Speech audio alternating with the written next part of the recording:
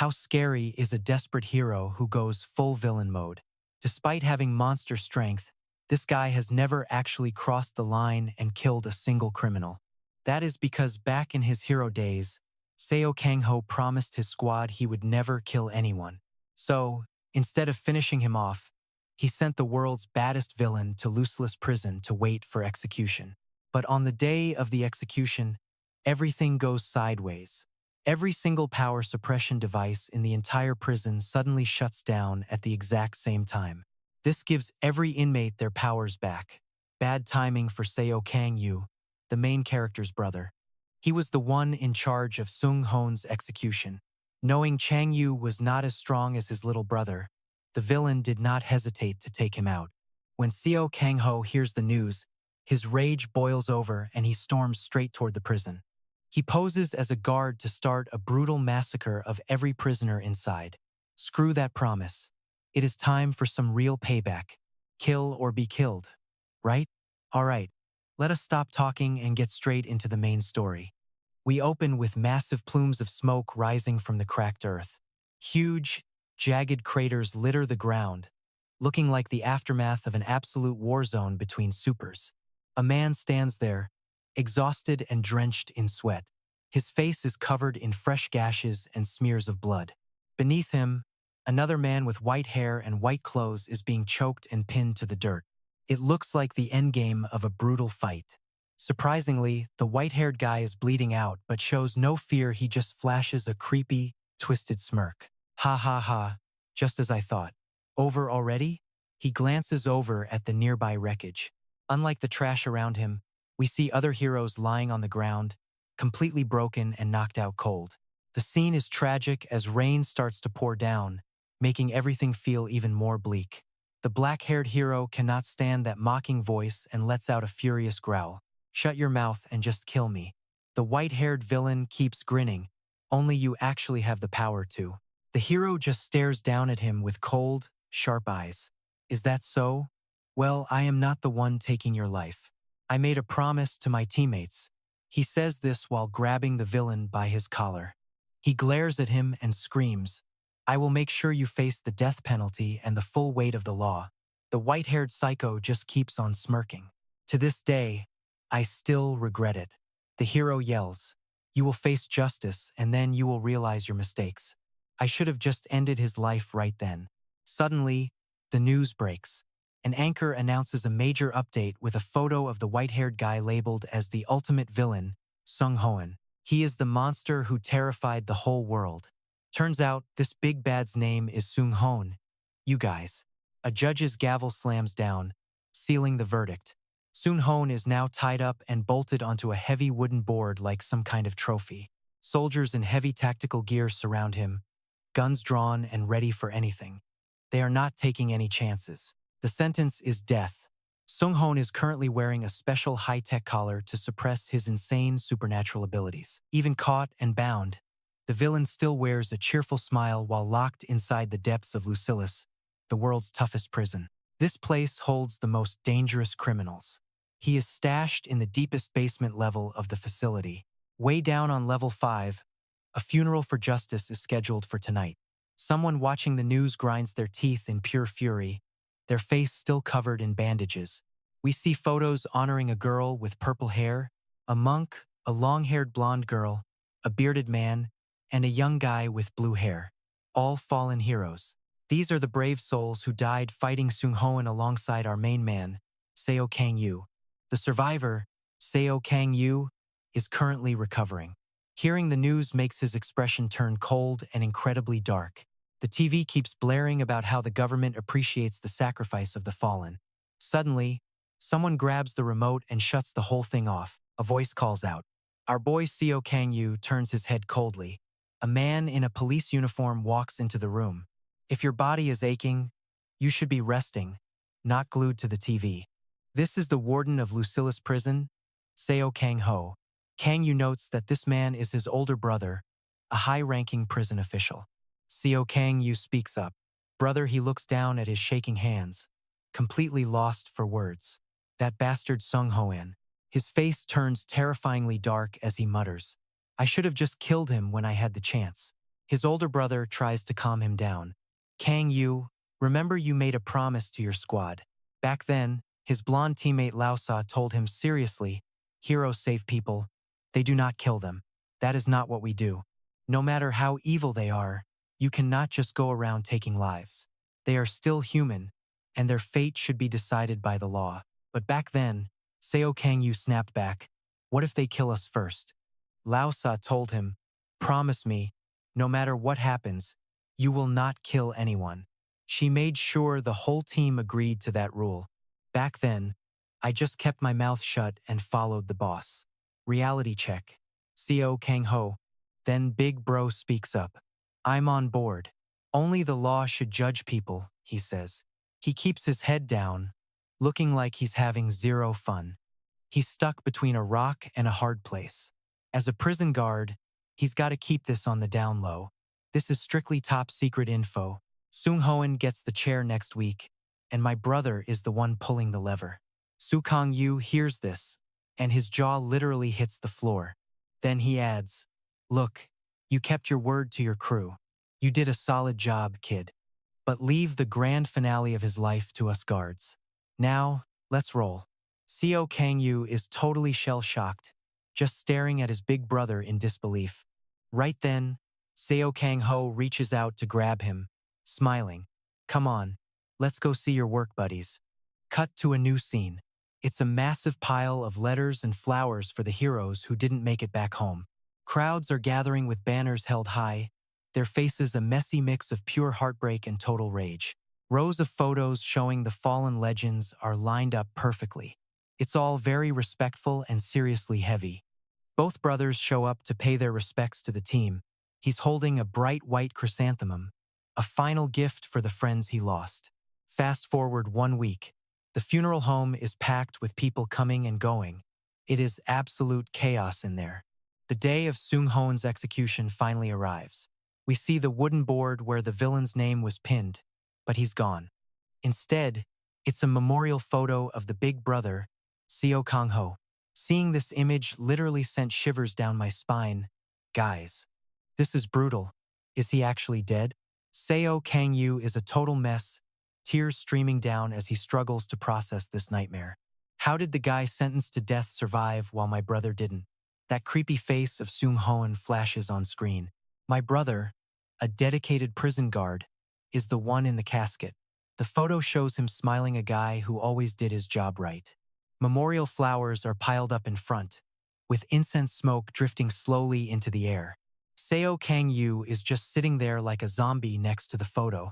He's drowning in pure despair when someone suddenly calls his name. Seo Cang Yu. A girl shows up out of nowhere with 2 guys in full police gear trailing behind her. She says, long time no see, right? This is Jose from the Lucillus Prison staff. Can we talk for a minute? Seo Cang Yu gives them a death stare through tired eyes. They hand him a tablet that's already queued up to a specific video clip. Annoyed, Cang Yu asks, what the hell is this? Jose answers flatly, this is the footage of Seung Hoan's execution from earlier today. The video starts playing, showing a bunch of boots marching in perfect rhythm. We're seeing exactly what happened in that room. Seung Hoan is strapped down tight to a wooden board, while a group of guards hauls him away like trash. Seo Cang Ho is walking right next to him when the psycho smirks and says, yo, you look familiar.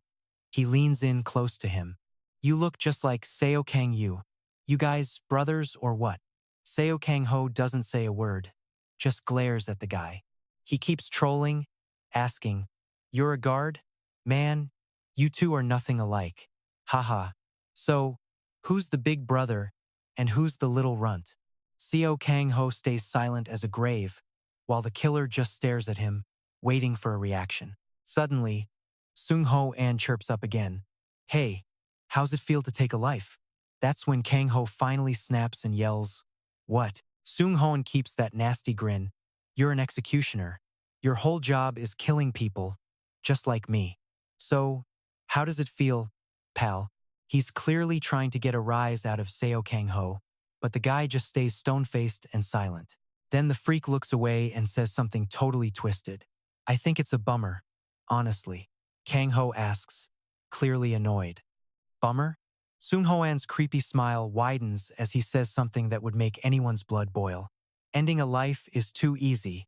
No fun. This finally pushes Seo Cang Ho over the edge. He points a finger right at the guy's face and growls through gritted teeth. Even when I'm putting down subhuman trash like you, I still feel a massive weight of guilt on my soul, even if I'm just pressing a button. But the truth is, he's been having brutal nightmares every single night, waking up in total agony. The constant bad dreams are draining him, making a good night's sleep feel like a distant memory. It's a total nightmare. Images of other criminals flash by, all screaming the same thing. You're no better than us. You're exactly the same. Even facing death, the guy laughs and curses Cang Ho's job, calling him nothing more than a cold-blooded murderer in a uniform. Seo Cang Ho is totally losing it now. He shouts about how every prisoner he's ever executed still haunts him in his sleep. Seung Hoan just keeps grinning. So what keeps you going then? Why stay a guard? Big Brother goes quiet for a second to think. Well, everyone's got a job to do. I'm just carrying out my duty as a guard. And from this very moment, before the execution begins, Seo Cang Ho sits right in front of death row inmate Seung Hoan. Got any last words? He asks. Seung Hoan just shrugs like it's nothing. Yeah, I've got a question. Then he starts laughing like a total maniac. Forget it. So, which of you losers is the older brother? The radio crackles as he starts the sentence. 3 guards are sweating, fingers hovering over the kill switch. They are literally a hair away. Seung Hoan just stands there with that punchable, smug grin as his finger finally hits the switch. It is almost over, but then a sudden, blinding flash rips through the darkness. The tablet screen freezes. The video just stops right there. Cang Yu stares at the screen, totally paralyzed. She cannot even find the words to scream. Jose pipes up right as the execution starts. Suddenly, the screen goes haywire with static and black bars. Meanwhile, deep inside the prison, the long ceiling lights just flicker and die. Guards are freaking out. They are shouting, "What the hell? The power is out."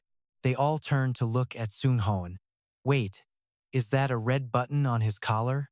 He laughs like a literal demon while smashing that red button. Some mystery attack is officially going down. Seung Hoan screams, "You really think you are the only one who can kill me?" Cang Ho is stunned. A massive blast rocks the cell block, and everyone is scrambling to get out. Wires in the ceiling are popping and snapping, filling the whole hallway with thick smoke and blinding sparks. A guard gasps into his radio, "Get him. We need backup now. The security override has been triggered. He is talking a mile a minute." I repeat, death row inmate is in the control room, but Seung Hoan is already right behind him, staring with those cold, devil eyes. Suddenly, the guard's face starts bubbling and blistering in pure, raw terror. Agonizing screams fill the air. Seung Hoan just cackles like he is having the time of his life. Then, the guard's body literally pops, exploding right in front of a horrified Seo Cang Ho. His eyes go blank as he sees his friend's blood everywhere. Seo Cang Ho just collapses to the floor. Seung Hoan steps through the fresh blood, looking down at him like he is a piece of trash. "I knew it. You are the big brother, aren't you?" Seo Cang Ho snaps. He grips his knife and lunges, swinging with every single ounce of strength he has. Seung Hoan just casually raises his hand, and Cang Ho's arm is instantly turned into dust. Cang Ho's eyes are burning with pure pain and hatred. He falls, clutching his mangled arm while gasping for air. Seung Hoan just glares and asks, "Am I right?" He is shaking all over, but he still tries to reach for his knife with his good hand. "The law is gonna take you down for this." Seo Cang Ho's bloody fist is bulging with veins from the rage, while Seung Hoan just stands there, totally unimpressed. He swings again, screaming, "The law says you have to die, you freaking monster." But Seung Hoan just waves his hand again, like it is nothing. A massive spray of blood hits the air. All that's left are a few rags. That familiar hat hits the floor. Sparks are flying from the ceiling, and standing in the middle of that nightmare is a devil, surrounded by things no one should ever see. Seo Cang Ho's head is just lying there in a pool of his own blood. The monster looks at the empty hat and laughs. Well, that was disappointing. If you want the truth, go ask Seo Cang Yu. Back in reality, Cang Yu is frozen in shock. Jose speaks up. Because of that surprise attack from Seung Hoan, every single inmate's restraint system on every floor has been completely deactivated. We stopped the escape, but now the guards are trapped inside with the prisoners. Cang Yu finally snaps out of it. He grinds his teeth and asks, "Who did this?" "Jose." She stays quiet for a second before answering. "We are still checking," she says, then looks the hero straight in the eye. "I am really sorry to bring this up while you are burying your brother, but can you please go shut down the riot at Lucillus Prison?" She looks dead serious. Without even thinking about it, Seo Cang Yu shouts, "Absolutely. I am in." Jose keeps watching him. A dark, heavy aura is starting to pour off of him now. His eyes are glowing red like a god of war. "But I have one condition. My old teammates used to say it like this. Huge explosions are rocking the place. A mob of prisoners in yellow jumpsuits is currently battering down the doors, trying to get out. Chaos is everywhere. Everyone is screaming, 'Get this door open.' People are going insane, stabbing and killing each other with these twisted, happy looks on their faces." Seo Cang Yu finishes his thought. Heroes are meant to save people, not end them. The iron door creaks open, letting in a sliver of light. It widens, and the prisoners, fresh off a riot, start trampling each other to get out. "My brother, a guard, used to tell me that only the law should judge people. Those ugly, scarred convicts are losing their minds at the sight of that light. They are screaming about escaping, finally free. But wait, the executioner of the law has arrived." Their party ends fast. A massive force from outside the door slams those thugs right back into their cells. The prisoners are freaking out. Like, what just happened? Standing in the doorway is a dark silhouette, eyes glowing like a wild beast hunting its prey. "I am not entering Lucas Prison as some hero." A hat with a familiar badge appears as he delivers a greeting from hell. "Welcome, trash." He is not just a guard, he is a butcher. Seo Cang Yu steps forward, stone-faced. "I am guard Seo Cang Yu." The thugs are stunned. "Wait, the hero?" A leader steps up. "You are the hero. So why are you wearing that guard uniform?" They start laughing like monsters, staring him down.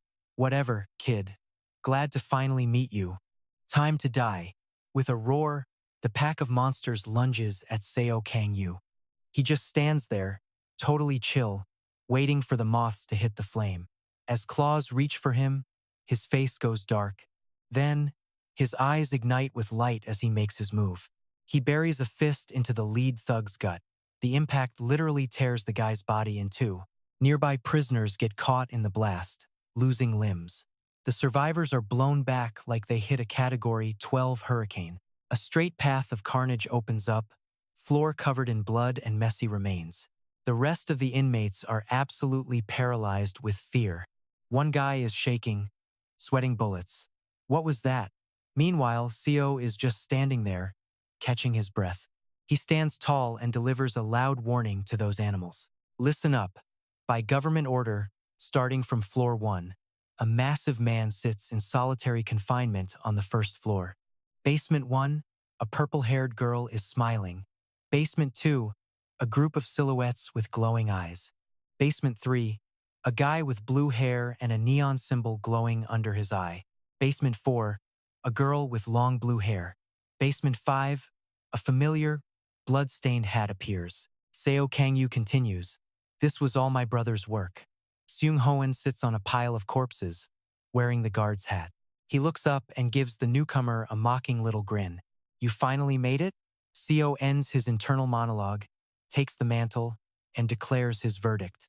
Time for the execution. The prisoners go into a total panic when they hear that. Execution? No way. They are screaming and losing it. "You think you can just kill us?" Seo stares at the nobodies with cold eyes, waiting for them to shut up. Finally, he speaks. "You have taken so many lives. You really think you deserve to live?" The convicts look at each other, confused. "We killed that many people?" One shouts, "I did not kill that many," but the guy next to him, Halida, killed 12. My body count is low. Brooke over there, he is the one who killed 7 people. A fat guy brags about his small number, then points out a kidnapper who did way worse things to kids. They start questioning him. Who do you think you are? Trying to kill us. I want a lawyer. Killers have rights too. The room fills with the sounds of trash being trash. One prisoner stays silent, watching. He is definitely not happy about this. Too much noise. This guy with long green hair looks like he has not slept in weeks. Choi Guan, 8 kills. He is calculating his moves while the others are distracted.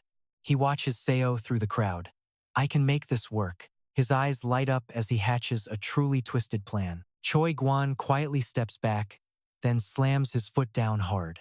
While the mob is arguing with Seo, Choi Guan uses his super speed to bolt for the exit. Before Choi Guan can even flex, something heavy flies straight at his ugly mug. Wait, is that Cang Yu? He does not have time for small fries. With just one kick, a massive puddle of blood splatters through the air. The noisy inmates who were trash-talking just a second ago shut their mouths real fast. They are absolutely terrified. Only a mangled mess hits the floor. Seo Cang Yu looks at them and speaks in a cold, calm voice. He stands tall before the stunned prisoners and lays it down. I am giving you one last chance. Put on your trackers right now and go back to your cells to wait for execution. Or you can just get executed by me right here. His face looks exactly like the Grim Reaper. Looking at him, every single prisoner starts panicking like they have seen a ghost. Suddenly, some guy who is not afraid to die starts mocking him. What is that idiot even thinking?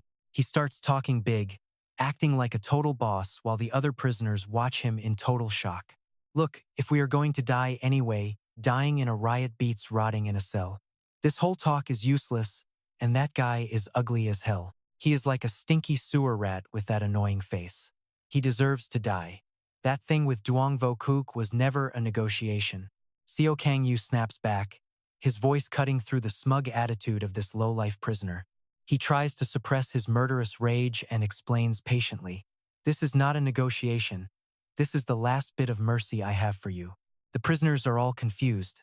Some are worried, while others just try to stay calm and talk. We are finished. Is he really going to kill us all? I thought he was just some new guard.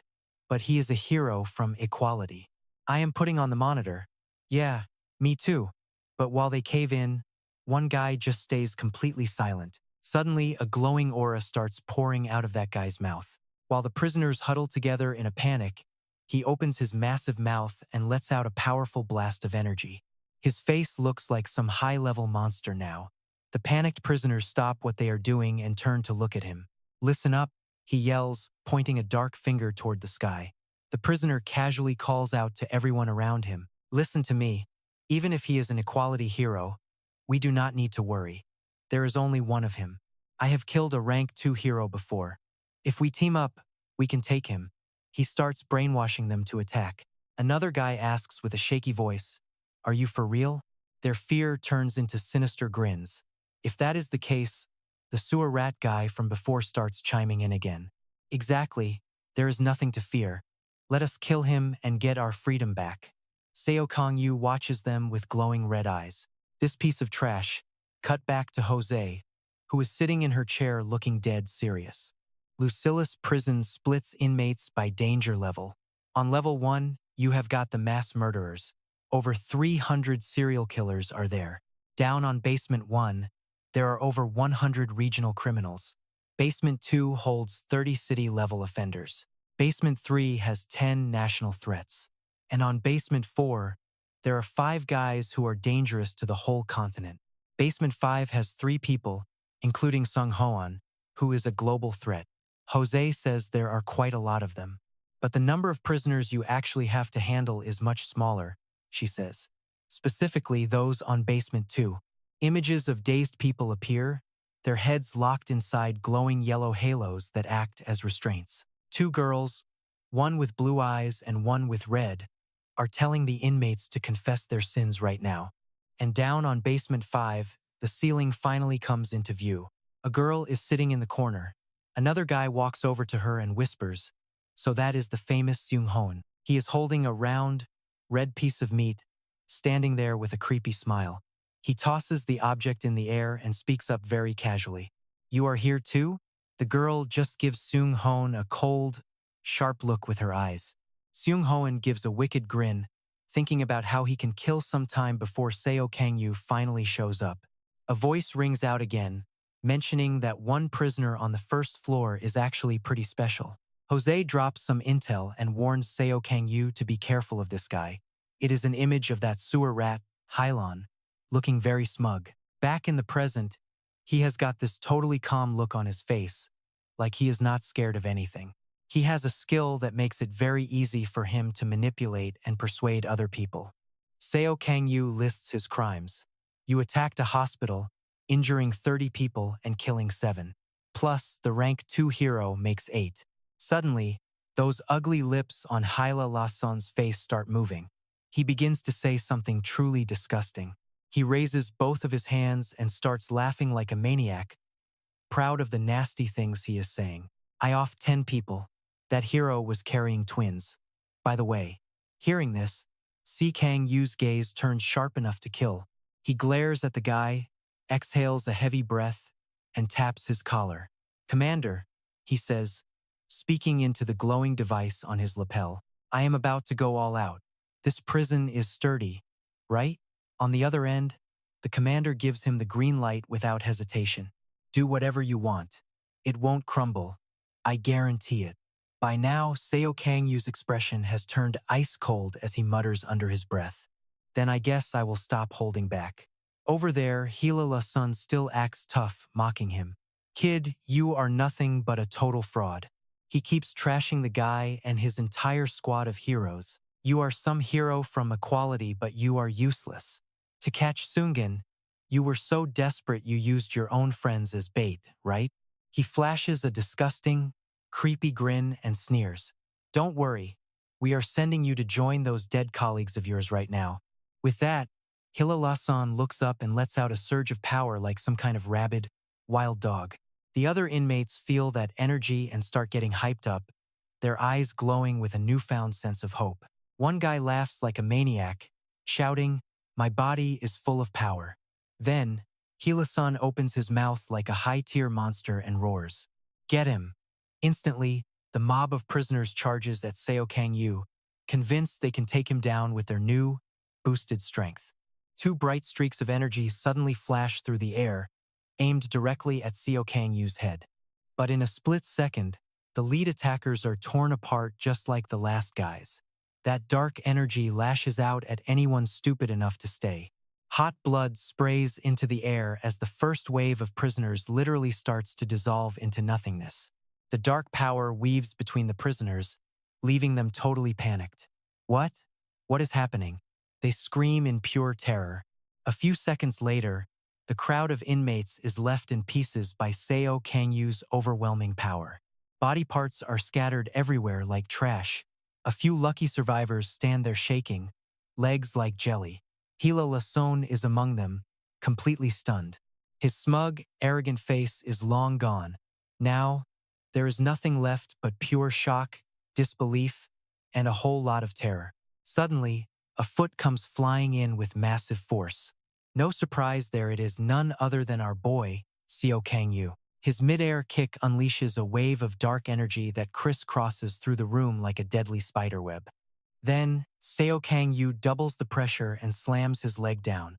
Those blood-red sparks of energy begin to spread even more violently. His power peaks the moment his foot hits the floor. The remaining prisoners are caught in the blast and straight up sent to hell without a second thought. Cut to a beautiful sunset sky. It is so peaceful you would think that brutal massacre was just a bad dream.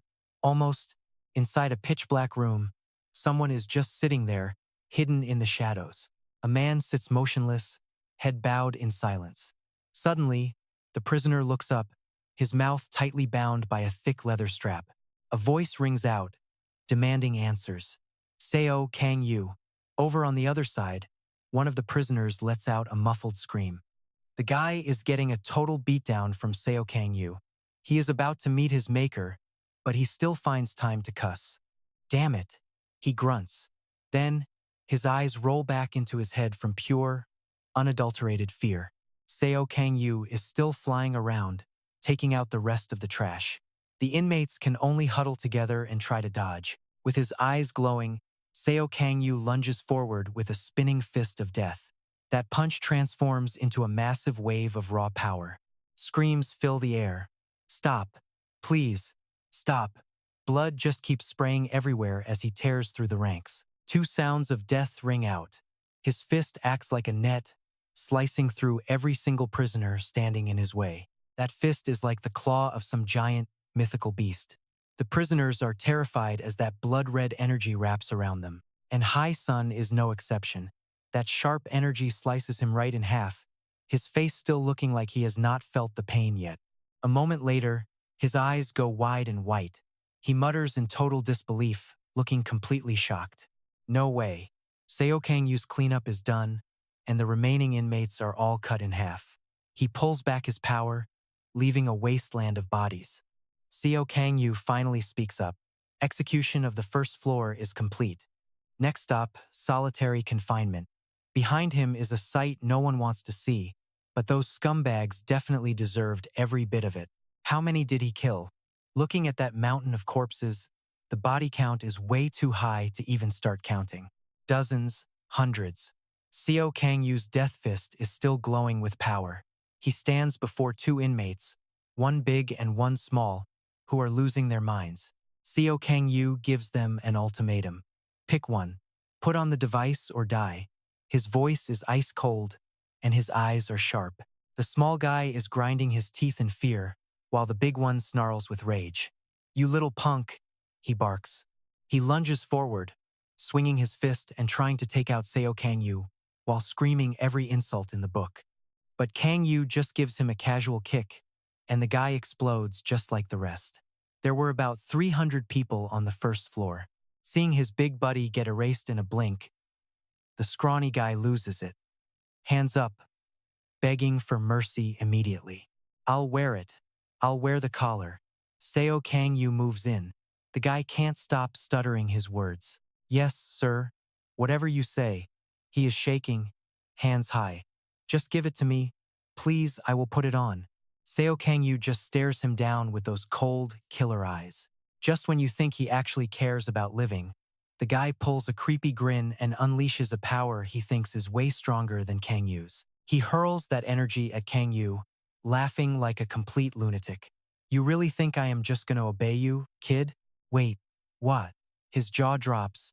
As the smoke clears, Seo Cang Yu is standing there, totally fine, without a single scratch. The guy cannot believe it. No way. Then, one of the supervillains locked away in the shadows speaks up. Weaklings with no physical power are so pathetic. A female prisoner, chained head to toe, suddenly fades into view. Even bound, she is laughing like a maniac. Don't you get how amazing it feels to crush a person from a distance? Suddenly, a familiar fist slams into the guy's face. Just like that, his head gets completely deleted right there in midair. Isn't it just like cracking an egg with your bare hands? A moment later, Seo Cang Yu is in a cleaner room. He hits the big red button on the wall. The door slides open, showing Seo Cang Yu standing in the light. A voice from the shadows calls out. Pretty loud out there, isn't it? He just stares back with those ice-cold eyes. That muzzled prisoner still manages to talk. 3 years, huh? I knew you would show up. Seo Cang Yu scowls, looking totally annoyed. Long time no see, hero Cang Yu. This freak is a first-floor prisoner, a cannibal known for some seriously twisted torture. He asks if he's still remembered. Findio stands up. Looks like you finally found a new line of work, didn't you? Doesn't seem to be going well, huh? Cang Yu ignores the trash talk and just says, choose, live or die right now. Findio pulls off the muzzle, his creepy face starting to ramble about nonsense all over again. If I had known we would run into each other like this, you and your little hero squad from that equality group. We flash back to when the equality hero squad first caught Findio and tied him up to a giant rock. Back then, Seo Cang Yu noticed something off. He looked over and saw a pot with a loose lid, filled with gore. Cang Yu is horrified, but the freak just asks, doesn't it look delicious? He licks his lips like a dog, looking pathetic. Looks like you want to kill me. Cang Yu glares with pure rage, but the guy just keeps on pushing his buttons. But we both know you won't do it. Cang Yu's hands start glowing with the raw power of his pure anger. His teammates look on, terrified. Seo Cang Yu swings a massive fist at Findio, roaring at the top of his lungs. I'm going to end you. He's about to finish the job when a sudden, piercing scream echoes through the entire area. Seo Cang Yu. When that person appears, his fist stops mid-swing. They look so sad as they tell him, don't do it. Cang Yu has to swallow his rage, but that creep Findio just won't stop with the nasty insults. Just look at your friends. See how disappointed they are?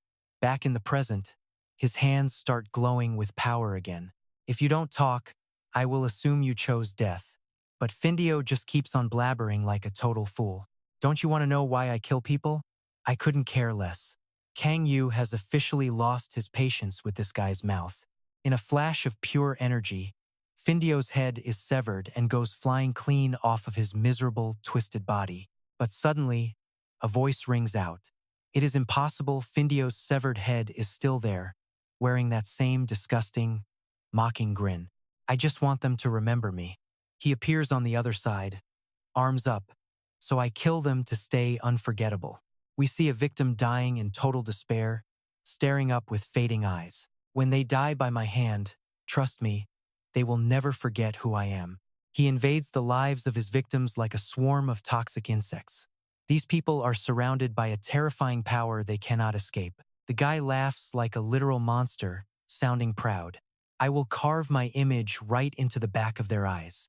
My special ability is the proof. I can literally show you the final memories of everyone I have ever put down.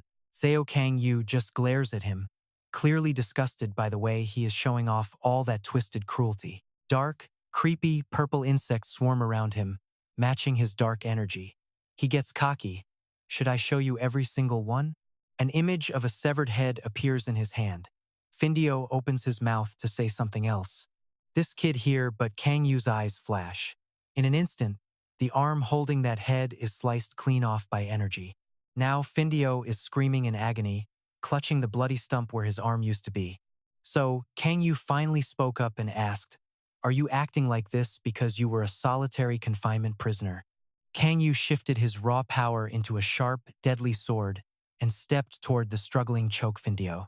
Seriously, I really want to shut your annoying, rambling yap for good right now. He looked like the god of death himself as he snapped. You do not even have time to use your skills, do you? The guy let out a whimper as he broke into a cold sweat.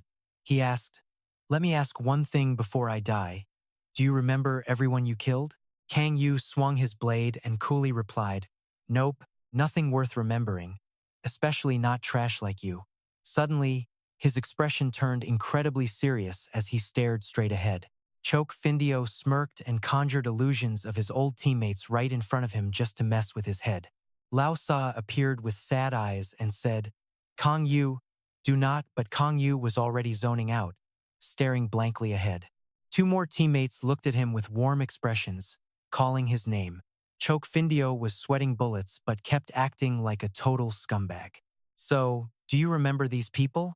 But Cang Yu quickly snapped out of it, raising his sword despite the voices calling him. Cang Yu, oh, Cang Yu. As Lao Sa's phantom kept calling him, his powerful blade swung down and sliced through the illusions instantly, causing the entire distorted space and reality to snap right back. Back in reality, Cang Yu's eyes were sharp as a death god as he hissed, are we finally done with these cheap tricks yet? He just flashed a greasy grin and kept on rambling. I did not think you would actually slash your own friends without hesitation. Cang Yu coldly snapped. Was that not obvious? Choke Findio frowned then, looking totally confused and completely disoriented by that very sharp response. Cang Yu finished him off. It was just an illusion, right? Then his massive power surge literally sliced Choke Findio in half. The prisoner crumpled to the ground. Cang Yu just stood there, looking down with a grim expression. And one more thing. I am not a hero anymore. I am a jailer. Choke Findio coughed up blood but stayed stubborn. Whatever, you are way more than just some jailer. His eyes started to close, but he forced out his final words. "You are a monster." But Cang Yu just stood there in silence. Those final words from Chokfindio marked the end of his evil life, calling him a monster just like Seung Hoan one last verbal jab to try and break Cang Yu's spirit. But he did not care about those empty words anymore. He just glared at the corpse before turning away. The scene shifts to Seung Hoan. He looked totally bored as he glanced up. What is this? Zero resistance at all. The female prisoner in the corner was slumped on the floor. Her face was totally blank, like she had no soul left. Seung Hoan threw a tantrum like a gross little kid. "When are you coming down here?" "Cang Yu, I am waiting. Maybe I should just head up there myself?" He was already plotting his next move after taking everyone out. It was late at night, and the moon was peeking through dark clouds. 3 figures stood on a cliff watching everything. One man spoke. "Lady Shinka, when are you finally going to start?" The woman named Shinka flashed a smile and finally answered. "Has he shown up yet?"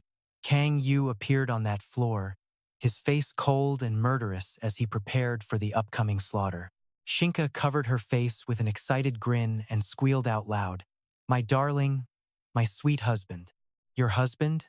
one of the guys asked, looking totally confused while watching Cang Yu on the monitor. "Yep, he is my husband." The guy smirked and asked, "Lady Shinka, I thought your husband was Seung Hoan? This guy over here is named Hannes." A guy named Ho chimed in. "Exactly. Is that not the reason you attacked me? Just to save him?" Hannes added, "And that guy there is a hero. He is the least useful person for the progress of humanity." Shinka casually replied, "He used to be a hero." Then her face turned manic as she yelled, "No, I do not see a hero." Total silence followed her outburst. Meanwhile, Cang Yu kept his cold, alert expression as he stayed on guard. Hani suggested, "Well, you should probably just pick one." Hatu added, "Yeah, having multiple husbands is illegal, you know." Shinka looked like she was actually thinking it over, wondering if he was younger or older than her.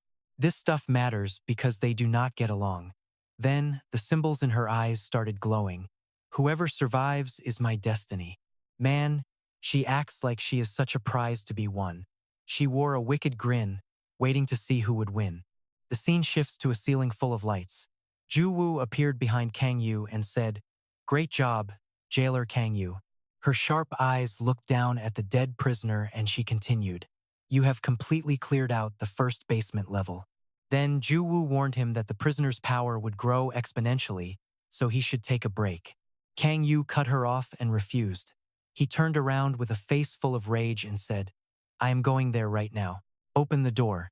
Ju Woo was stunned for a second, then replied, "Fine, but before you go, I need a favor." Down on level 2, some guards are actually still breathing and sending signals weak souls trapped in a cage full of absolute monsters. "How many guards you think are left on each floor?" One girl is clenching her teeth, swinging her baton for dear life. Say Cang Yu looks at Jose and asks, "I do not know, man, but can we actually get them back to their families?" Jose replies, "Comms on level 1 are trashed, so I am flying blind on the head count, but I am positive there is only one person left." The camera pans to fresh blood trails smeared across the floor. A guard got shredded and lost both legs. He is dragging his body across the tile, desperately trying to reach the only working comms left on level 5. The feed flickers to a camera. He finally crawled to the lens, probably screaming his lungs out in total, soul-crushing despair. "Help! Someone! Please, help me." But standing right behind that poor, broken man is Seung Hoan, alongside another psycho from the cells. With pure evil in his eyes, he reaches out his hand. In a heartbeat, the guard's face starts blistering before he literally explodes into a red mist, splattering the entire camera lens with blood. Seung Hoan flashes a twisted, cocky grin at the surveillance lens. "Check this out. I have got a little gift for the guys upstairs." He is holding this nasty, pulsating red orb. Cang Yu just adjusts his hat and says, "I am heading down," leaving everyone in total shock. Du Ziyu snaps back, "Fine, I am unlocking the gate between floors." Then she barks the authorization into her radio. The heavy door cracks open, letting a sliver of light through. As the doors grind open, Du Ziyu warns him one last time to watch his back. The power gap between these levels is massive. The gate slides wide, and his sharp eyes lock onto the chaos waiting on the other side. Cang Yu's face turns serious as a pack of feral prisoners rushes him immediately. They are all hyped up, ready to use him as a punching bag. Haha, get him, you bastards. First one to kill him wins. Suddenly, neon lights start exploding everywhere. The cons are all packing heat, taking pot shots and mocking him. They knew someone was coming and wanted to give him a warm welcome. Du Ziyu's eyes go wide as she screams his name, but she goes quiet real fast when she hears a voice behind her. Maybe worry about your own skin before you start crying over someone else. Sweetheart. A massive hand reaches for her face while a prisoner stands there with a disgusting, toothy grin. Humph. His gross fingers wrap tight around Du Ziyu's neck, lifting her off the ground. You are a guard, huh? Perfect. I have been dying for a chance to break that arrogant little face of yours. She grinds her teeth, desperately trying to claw his hands off. The prisoner smirks, thinking it over. Should I just end you right now? Then he turns to the crowd, shouting, check it out, idiots. I caught a guard. First one too. But he stops dead, eyes bulging in total terror. While he was busy bragging about his catch, his entire squad had already been wiped out, slumped on the floor like a bunch of ragdolls. The guy cannot believe it, stuttering out, what happened? He looks up and freezes. There is Seo Cang Yu, hovering over him with a fist that looks like a death sentence. Without wasting a second, he drops the hammer. Cang Yu keeps throwing heat until the guy finally lets go of Du Ziyu's neck. She hits the ground, totally dazed. Then she hears him say, stay back, do not follow me. Cang Yu stands tall, staring down at level 2. His eyes are icy as he warns her it is dangerous down there. Du Ziyu just nods, completely stunned. Yeah, I got it. But, as he walks away, she reaches out and yells, wait, guard Tomoki got snatched on level 1. A vision of her bound head to toe in heavy chains appears. Cang Yu just keeps walking in silence. After a long beat, he finally mumbles, yeah, I know. Cut to the solitary block on level 1. A couple of jacked prisoners are whispering. You hear that? Sounded like a scream. Did he pull it off? Then a female inmate with a killer body and a mysterious vibe speaks up. Hey, losers. You really think he won? You actually think any of them have what it takes to trash this joint? I bet you idiots do not have a clue. This is Tomoki, the woman who has already slaughtered 28 heroes.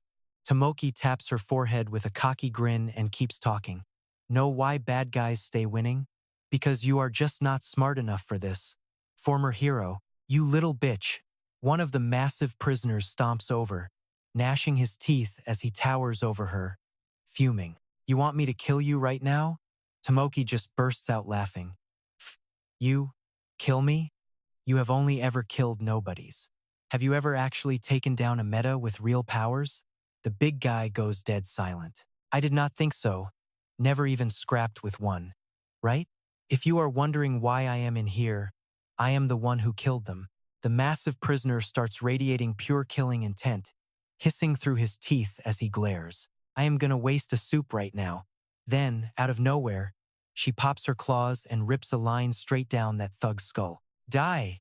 Blood sprays everywhere as Tom Tomoki's freaky arm gets soaked in the red stuff. She leaks pure killing intent, chilling the air. Now, who is the one getting murdered? You moron. Everyone in the room is frozen in fear. She just smirks. Look, back in my hero days, I bagged enough villains to know exactly how to trap a soup. I used that same intel to slaughter heroes. Tom Tomoki grins at the split corpse she just made. Listen up. I am gonna school you guys. She licks the blood off her hand like a freak. I am gonna show you exactly how to hunt down someone with powers. Right then, Seo Cang Yu's face flashes in the dark dungeon. His gaze is sharp. She smiles like a literal viper and keeps talking. I know exactly what Seo Cang Yu can do. The room goes wild. How the hell do you know his power? Tomoki sits on a guy's back like it is a throne. She taps her chest. Look, I used to be a hero too. I have got connections. Another inmate speaks up. So what if you know? What can you actually do to him? He is with equality. Those guys are top tier, not some third-rate loser like you used to be. She gives him a nasty look. Then she starts explaining how everything changed once Lao X took over the hero business. First, heroes cannot just kill prisoners whenever they want anymore. Second, they do group drills now. And finally, that old ranking system from 1 to 5, totally gone. Tomoki smirks. I am telling you this because Cang Yu joined equality while the ranking system was being overhauled. He got a free pass with zero real street cred. Basically, he used his connections. Rumor is, he is Lao X's boy toy. That prisoner still is not buying it. I have not seen him scrap, but he cleared floor 1 in a blink. He is at least rank 3 a level above us. She just laughs at them. Floor 1 is full of weaklings. Even you losers could have handled that. Choi Mok Gang here killed 1,738 people. Scarface? 1,983. She keeps going. Easy stuff. Korean, the guy with bug eyes? 2,270 kills. And Squinty Mizu Jonak killed 3,521. Right? Then there is Spick. Young, buff guy. 6,435 kills. The others are just dazed now. I am not saying the guy is a wimp. He is legit. But I have found his weakness. Together, we can crush him. Spick asks if she is for real. She just shrugs. Why are you guys sweating the small stuff? Just listen. How long you gonna take? Clock is ticking. Make a move. While they are stalling, Seo Cang Yu is already inside. He is almost on top of us. Suddenly, everyone's hands go up. I am in. Count me in too. Only Spick stays quiet. She looks at him. And you? He finally nods. Fine. I am in. What is the play? Ever since people started waking up with powers last century, scientists have split them into 3 main categories. You have got physical types, like shapeshifters. Then there are creation types, making stuff out of thin air. Anything that does not fit into those 2, we just call those special abilities. Now, the prisoners are all lined up, staring ahead and waiting for the big showdown. That signature hat pops up. Seo Cang Yu walks in exactly like they expected. He is here. 2 guys lock eyes instantly. Those sparks of raw energy blast straight into the eyes of another prisoner nearby. Target is locked. A surge of power hits Spick's brain. He grunts out, "You got eyes on him or what?" Tomoki, still sitting on that guy's back, just says, "Yeah, I see him." Physical power and brain wave chat. Her eyes start glowing with that same bright, jagged lightning. She studies him. His power is physical, just like mine. She is convinced she found his weak spot while spying on his workouts. The HL-12 bot starts its combat mode. She just watches him, mocking him. Look at him. He is currently duking it out with a massive robot on easy mode. Back to the present moment.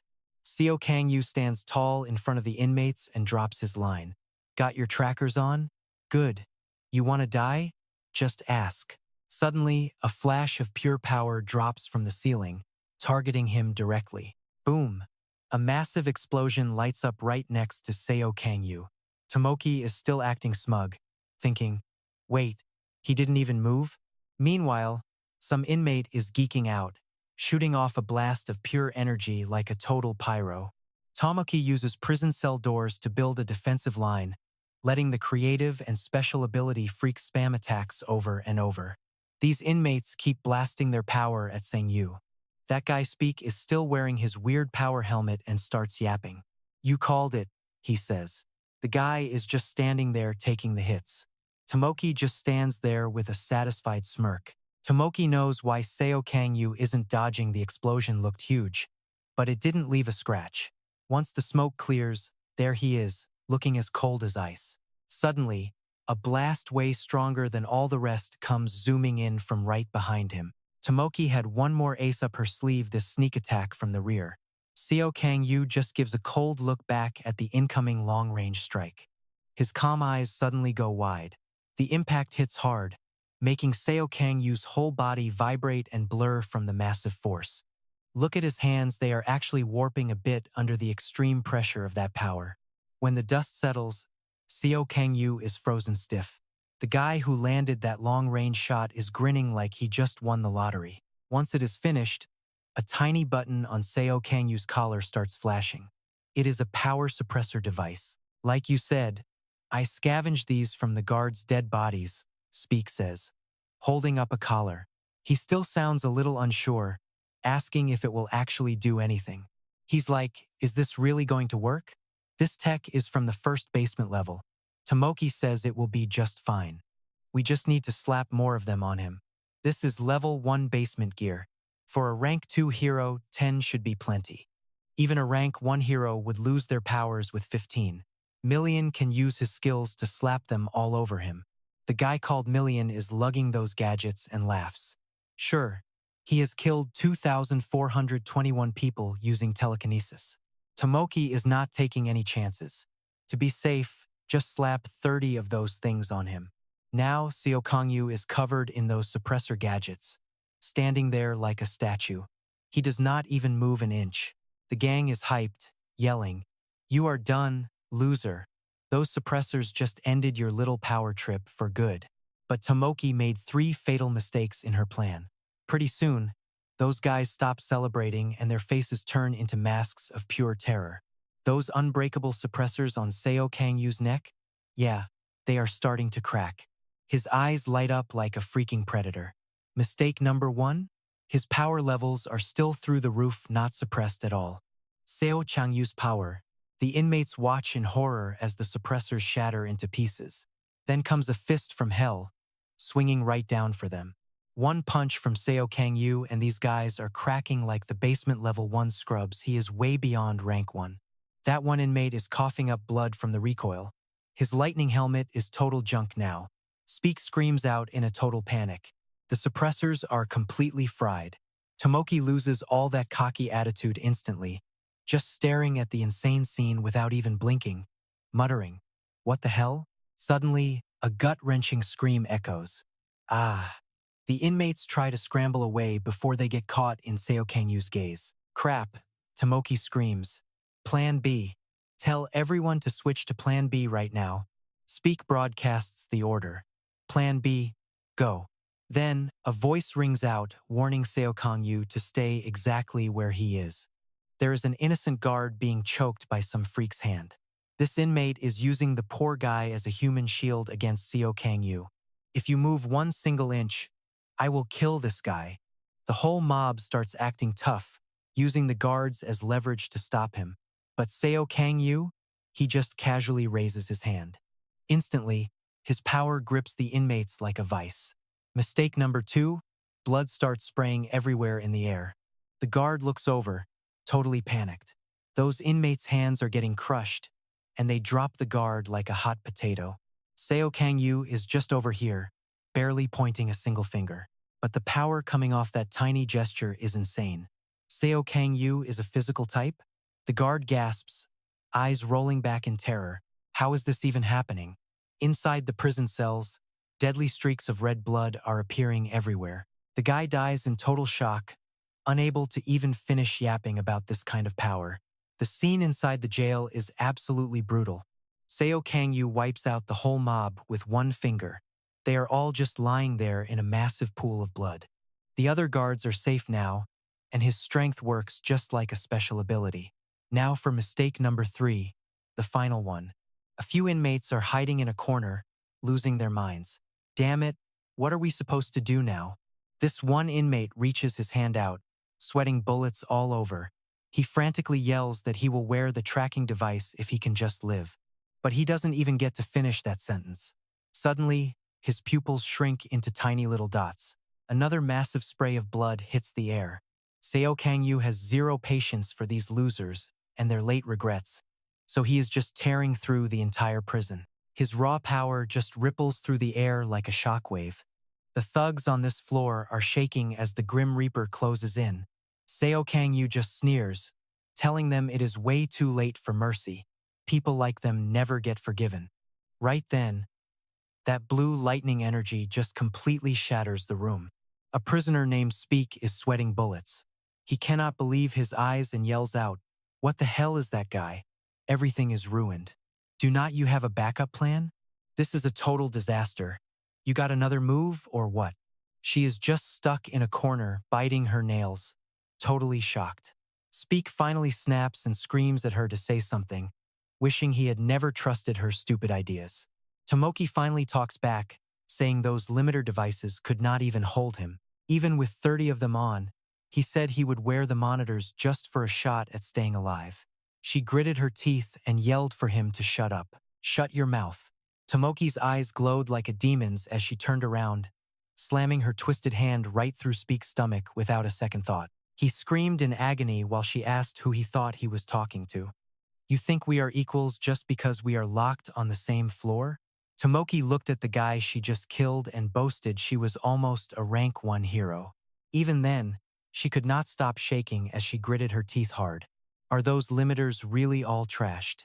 If he is this powerful, why is he not out fighting on the front lines for everyone to see? Tomoki looked up and screamed that none of this made any sense at all. Suddenly, she spotted a prison guard trying to sneak away. When the guard saw that murderous look in Tomoki's eyes, he started screaming for someone to come save him. "Please, somebody help me." But in her blind rage, she just swung her hand down, aiming to tear right through the poor guy's chest. Out of nowhere, a bolt of energy flashed by and sliced Tomoki's hand clean off. She stared in horror at the bloody stump where her hand used to be. Seo Cang Yu stepped out of the shadows with a hand even creepier than hers. He addressed her as Hero Tomoki while the guard, still shaking from the near-death experience, scrambled to his feet and ran. Over on the other side, Seo Cang Yu was still dripping with pure murderous intent. "So, Death Row Tomoki, got any last words before you go?" She just let out a twisted laugh and muttered that she was finally finished for good. Looking at her shameless face, Seo Cang Yu asked if those were her final words. She kept rambling, asking if all the other heroes were dead except him. Seo Cang Yu just nodded, and a creepy grin spread across her face. "Hey, so Tomoki is dead too." An image of her bound in countless heavy chains flickered into view. Seo Cang Yu just watched her in silence. She laughed again, saying she told her stupid sister not to be a hero. What a total moron. Then, her voice turned cold and mocking. "You are inequality, but you are a killer. Do the other heroes even know what you really are? You know how hard Lausa worked to fix the hero industry, but you ruined everything. I wonder if Lao X is crying in the afterlife because of you?" His eyes turned ice cold. "You are talking way too much for a dead woman. The hero business is not what it seems," which Tomoki learned the hard way. Just because you take down villains does not mean you are actually a good person. A desperate cry for help rang out. Some thug was holding a knife to a terrified girl's throat. "Please, I beg you." The thug barked at her to stay still or else. The poor girl was shaking in her boots. Suddenly, a flash of light streaked through. A hero swung their blade and sliced the thug in half. The girl got caught in the crossfire and died too. Apparently, as long as the job gets done, the hero status is still absolute. The hero actually stood there smiling, totally satisfied with finishing the mission, even though he just killed an innocent person. Why Tomoki became a hero was simple. Back then, she was just a kid whose sister always had her back no matter what. They held hands tight. Tomoki's little sister looked up with a smile and said she was just like a real hero. The sister had 0 powers, so she relied entirely on her older sister who was born with crazy strength. Tomoki looked at her shocked sister and boasted about how amazing she really was. She was totally full of herself back then. Her twisted path as a hero began under a clear blue sky. A girl she just saved knelt there, crying and thanking her. Tomoki just gave a smug look and told her it was no big deal. She did not feel proud, she felt superior. While telling herself she was just doing what was right, she kept on playing hero. Eventually, during a mission, she took a life. That was the very first time she ever killed a person. Tomoki's face twisted into something unrecognizable. She touched her own skin for a moment before throwing her head back and laughing like a complete maniac. She felt like a total queen. Then the waterworks started flowing. Man, killing is a total rush. Tomoki just kept stacking bodies, villains, civilians, heroes. She did not spare a single soul. Her favorite pastime? Snuffing out heroes who were weaker than her. That sting of betrayal left her numb, and her happiness? Gone. Back then, some pathetic hero actually begged her for mercy, crying, "Please save me." That look on his face drove her wild, but every secret eventually leaks out. Tom got suspicious because her sister was always late and smelled like blood, so she followed her. Tom's eyes went totally dead when she saw the truth. Right there, her sister was a serial killer. The kid watched her sister commit murder. Tom was so shook she just gasped. Tomoki turned around with blood all over her face, looking surprised. "Tom, I told you not to stay out late." "Well, this is useless." She was still clutching some poor loser's head. No guilt at all, she just flashed a twisted grin and invited her sister into the dark side. "Want in?" Tom's eyes widened in disbelief. "Say what?" Tomoki just went more ballistic and swung her arm down. "Fine, if you won't, I will." Suddenly, a loud sound rang out, making her snap her head up to look. Nope, a glowing purple chain shot down and latched onto her hand. That was the exact moment Tom finally awakened her true power. Her first act as a new hero. Tom pointed through tears and yelled, "Sister." From then on, Tom became a hero, hunting the sister who had turned into a monster. Tomoki was tied up but still wore that evil smirk. Finally, the hero caught her sister and muttered, "You are under arrest." Tomoki just taunted her. "So, we are not sisters anymore? That sucks. Your power is getting stronger, but it is a shame you are just a summoner, not a physical type. People without physical gifts are so pathetic." Tom just stared at her sister, silent. Tomoki went off, screaming that summoners only kill from a distance. They never feel the real thrill. The rush of literally tearing someone apart. "You never understood me." Tom snapped back, "I never had a sister like you." Back to the present. Tomoki asked, "Did Tom die in agony?" Cang Yu just gave her a cold stare. Tom remembered the moment she collapsed during the fight with Seung Hoan.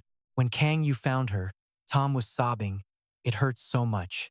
Tears were everywhere as she begged for help. Back in the prison cell, Cang Yu said, "She was still calling your name when she died."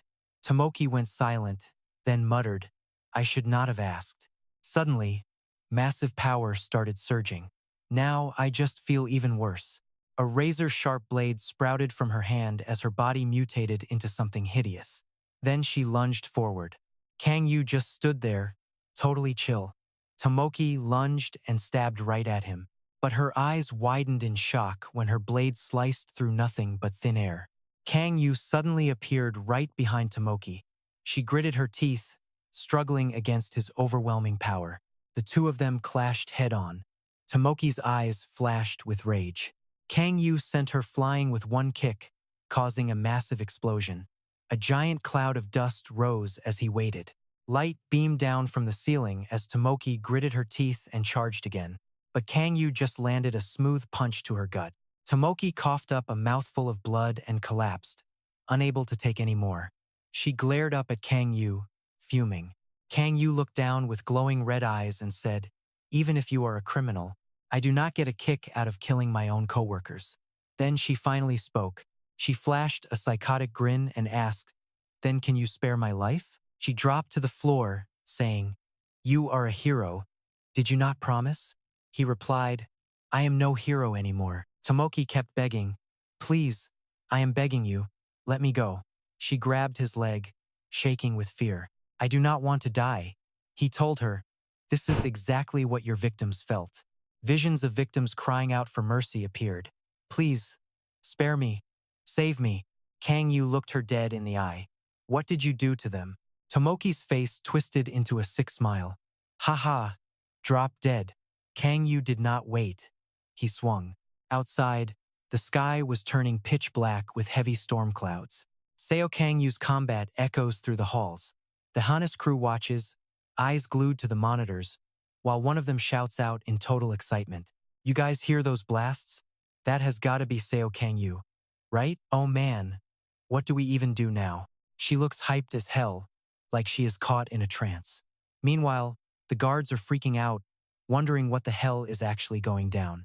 Everyone is terrified, but Seung Hoan just adjusts his signature cap and grins. He is stoked. Seo Cang Yu is really putting on a show. Seung Hoan is vibing way too hard right now, yelling stuff that makes the girl next to him look completely confused. "Forget this, I am heading up," he says, twisting his face into a nasty demonic grin while reaching his hand out into the air. Suddenly, a massive blast of energy hits Seung Hoan, sending him flying across the room. He slams into the wall with a loud bang, and his cap goes flying right off his head. Whoa, that had to hurt. Seung Hoan stares wide-eyed at the guy in front of him. Surprise. A voice rasps. "You are pretty boring for a punk kid." Footsteps approach as Seung Hoan and the girl watch in total shock. Out steps an old prisoner with a face more wrinkled than a dried prune. "Wanna play with an old man?" This guy's name is Kingston. Seung Hoan grabs his cap, puts it back on, and lets out a mock laugh. "Whoa, you are terrifying, Gramps." Kingston just flashes a creepy smile. "Scared yet? Meet basement level 5 prisoner 001. He is just a kind old man who wants to play." Voices start panicking. "Sir, Jose?" Someone stops to ask, "Hey, what is going on? What is the actual situation?" A guard watching the feeds yells out that Kingston and Seung Hoan are finally face-to-face way down on the 5th floor right now. Jose hears this and actually looks happy. "Perfect," she says. The guard is totally confused, but she just keeps talking. "One of them is going to die. Personally, I am rooting for Kingston. He is way less dangerous than Seung Hoan is." Jose's eyes narrow dangerously as a red light flickers.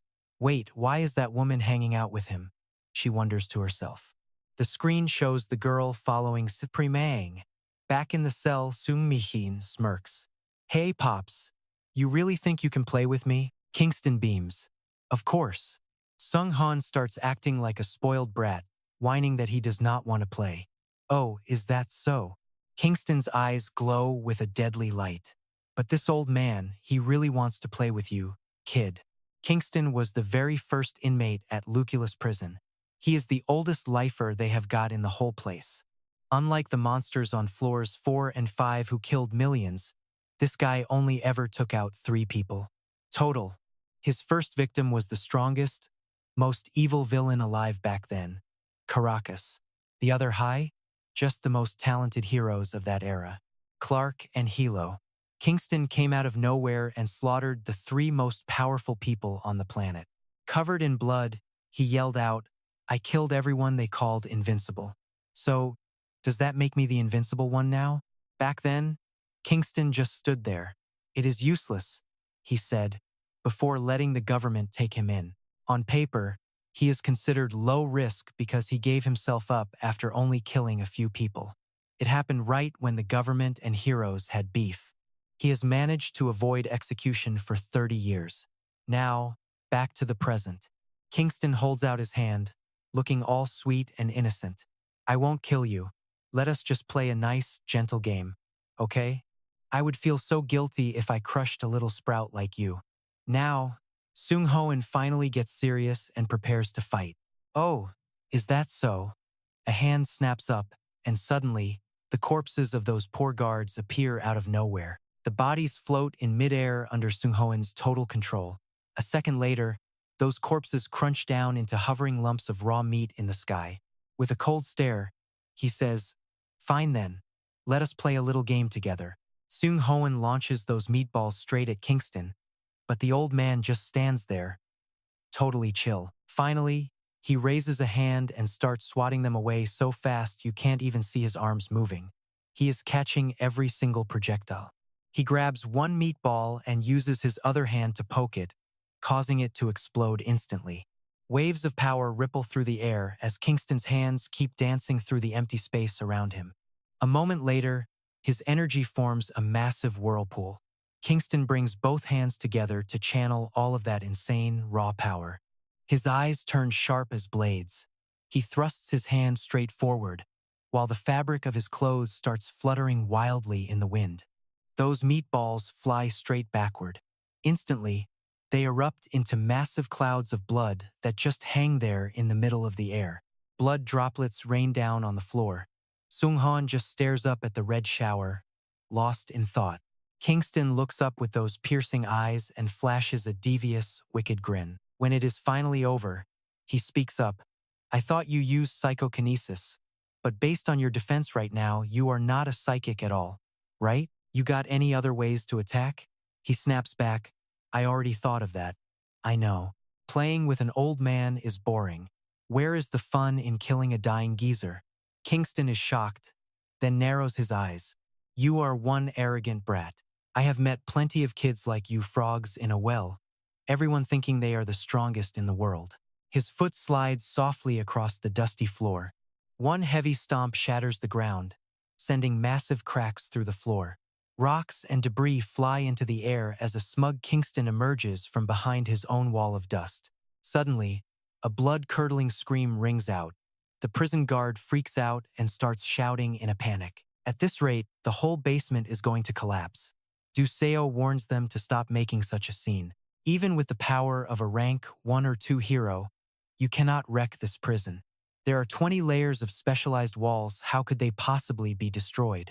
Everyone just chill out. Inside, Kingston's face darkens as he growls. Kid, I am going to fix that attitude of yours right now. With that, he lunges straight ahead. While the floor crumbles into ruin, Seung Hoan stands his ground, taking in the scene. Suddenly, he tilts his head back, eyes bulging as he stares up. Kingston is coming down hard on Seung Hoan. His foot is just inches away from crushing the guy's face. A massive explosion erupts, blinding everyone.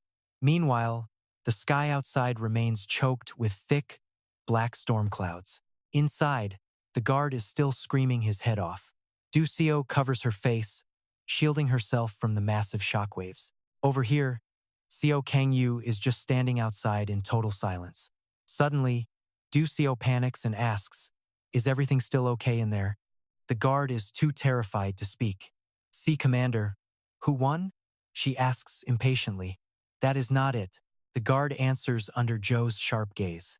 Inside the dungeon, the man stands frozen in terror, watching the walls crack and crumble before him. The guard turns and tells Seo that every single wall has been breached. Seo breaks into a cold sweat, gasping, We are totally finished. Meanwhile, Seung Hoan looks out at the ruined walls and lets out a shout. Whoa! He is like a human drill. How far did that old man get? A voice asks out of nowhere. Is this enough to get you interested? He looks down and asks himself, Should we actually go and follow that guy? Suddenly, another group shows up and says, Why would you bother following that old geezer? Those words come from a very familiar, arrogant mouth.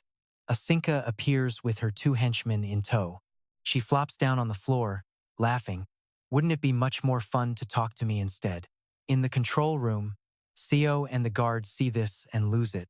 What? Seung Hoan turns around, glares, and asks, What the hell are you? Asinka replies, Let's just have a little chat.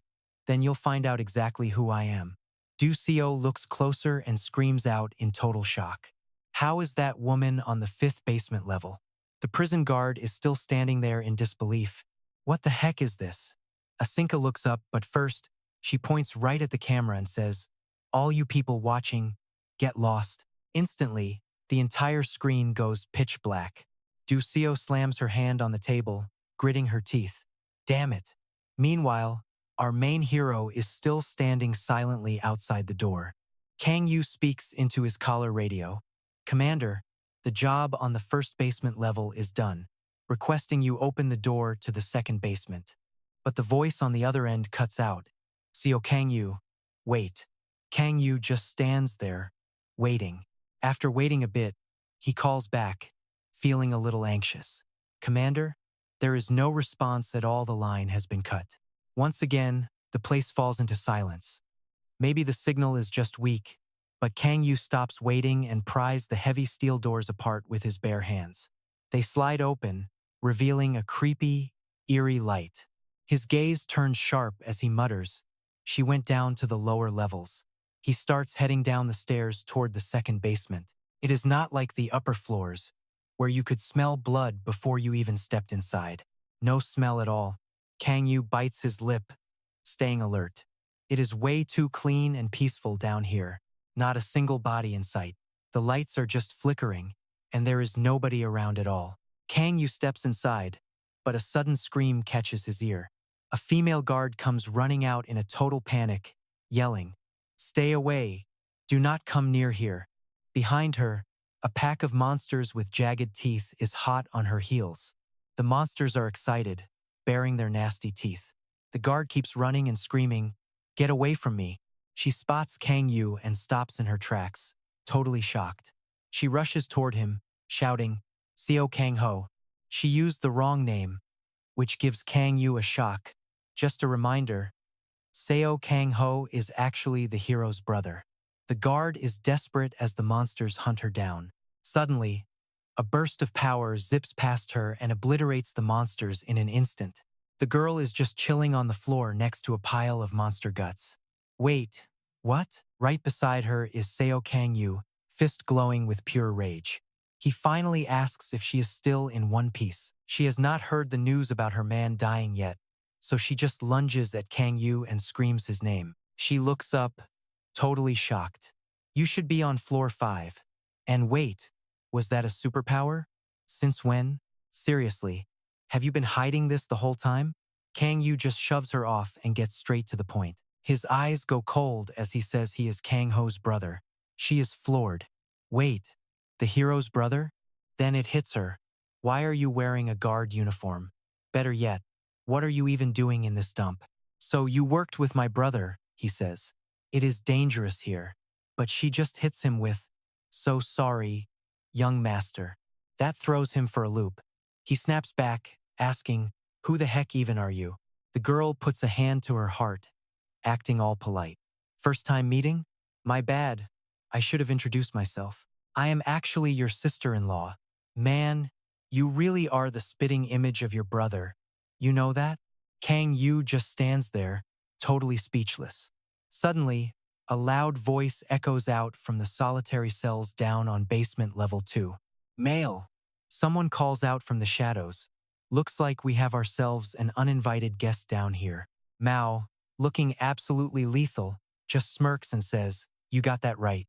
Behind them, a literal zoo of monsters and men. What kind of crimes did this new guy commit? Mao grabs something and snarls, "The jerk killed my dog." Me, looking like he could not care less, says, "Is that so? Well, his life is about to become a living hell." She goes, "I have only ever seen you in old photos and videos before today. Seeing you in the flesh is way better, though. I am Hong Jia, the head warden here at Lucillus Prison." Cang Yu shrugs. "I heard he had a girlfriend, but that is literally the only thing I know about you." Hong Jia just laughs and scratches her head. Then, she points 2 fingers straight at her own stomach. She cradles her belly with a huge smile. "Right in here is the little one who will be calling you uncle." Cang Yu's eyes nearly pop out of his head. "What?" She just giggles. "Guess it is not showing yet. Only a month to go, and I just found out myself. Because of everything with Seung Hoan, I just kept it quiet." He finally manages to choke out the words. "Is that actually for real?" Hong Jia sees his dark expression and starts panicking. "Yeah? Is there a problem?" Cang Yu just looks away, dodging her. "So what are you doing here, Cang Yu? Did you come to stop the riot? Why are you even wearing that guard uniform?" "I was assigned as a special executioner," Cang Yu says. "My job is to take out the Lucillus prisoners." Hong Jia is absolutely floored. "What? You are the executioner? Why on earth would you take a job like that? Is this the warden's idea?" she asks. Cang Yu starts breaking down the whole situation for her. "Guess they forgot to memo everyone. So let me explain." After hearing the full story, Hong Jia is left totally stunned. "An EMP attack? Who would do that?" Cang Yu says they are still looking into it. Tears start streaming down her face. "What about Ho? He was supposed to be down on level 5 for the execution." Cang Yu is stuck. He just watches her standing there, clutching her stomach and sobbing her eyes out. He cannot bring himself to say it, so he just shuts his eyes. There is a distress signal from level 5. Hong Jia puts a hand on her chest and exhales. "Oh, thank God for that." Cang Yu just bows his head in silence. It is way too dangerous here, so head upstairs. I will personally lead the way. No can do. If you are planning to go any deeper, you are going to need me, she says. He asks, why? I have this thing where I can read people's memories just by looking at them. It is called psychometry. Relax, I have not peeked into your head yet. I do not just go around using my powers for fun. Cang Yu just stares at her, completely lost for words. This girl is something else. I use it for prisoner therapy and to figure out if they are actually guilty of the crimes they supposedly committed in the past. Cang Yu blinks. Okay, but how exactly is that supposed to help me right now? Level 2 is currently being run by Miel and Mail. Those two brothers have some seriously weird summoning powers that you should know about. Their monsters turn people into mindless puppets by stabbing them right in the heart. It is brutal. Every single prisoner on the second floor is now their puppet. Cang Yu speaks up before she can finish. Look, I already know what they're capable of. They're Mago's students, plain and simple. Just as Mago's face flickers into view. I've got the memo, lady. Just head on upstairs while you still can. Seo Cang Yu points a finger toward the ceiling. Seo Cang Yu blurts out that some of those combat puppets are actually prison guards being controlled by those two siblings. He just bites his lip, staying totally silent. Hong Ja's face gets dead serious. In the middle of all those fighting puppets, there's no way you'll be able to tell the difference between the prisoners and the guards. But check this with my memory reading skills, I can pick them out easily. See, Cang Yu snaps back with a smirk. If they've been turned into puppets, aren't they already dead anyway? What's the point in even trying to tell them apart? Hong Ja explains. Nope, they're still breathing.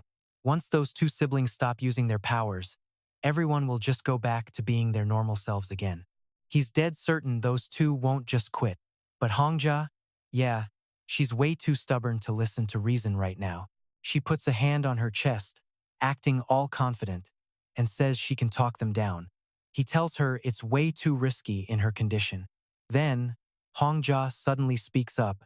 Look, before I was ever a mother, I was and still am a prison guard.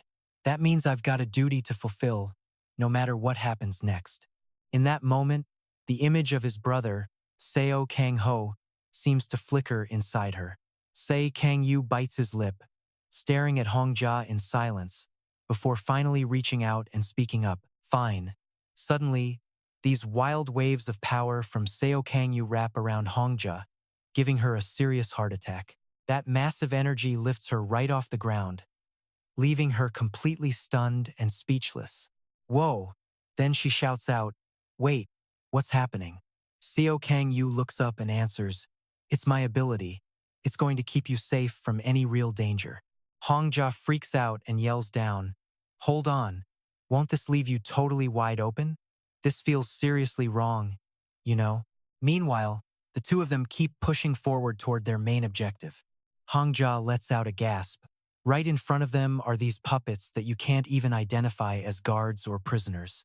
Their entire bodies look like solid stone, controlled by glowing gold rings around their heads. Hong Ja warns him that this is Mio's special ability.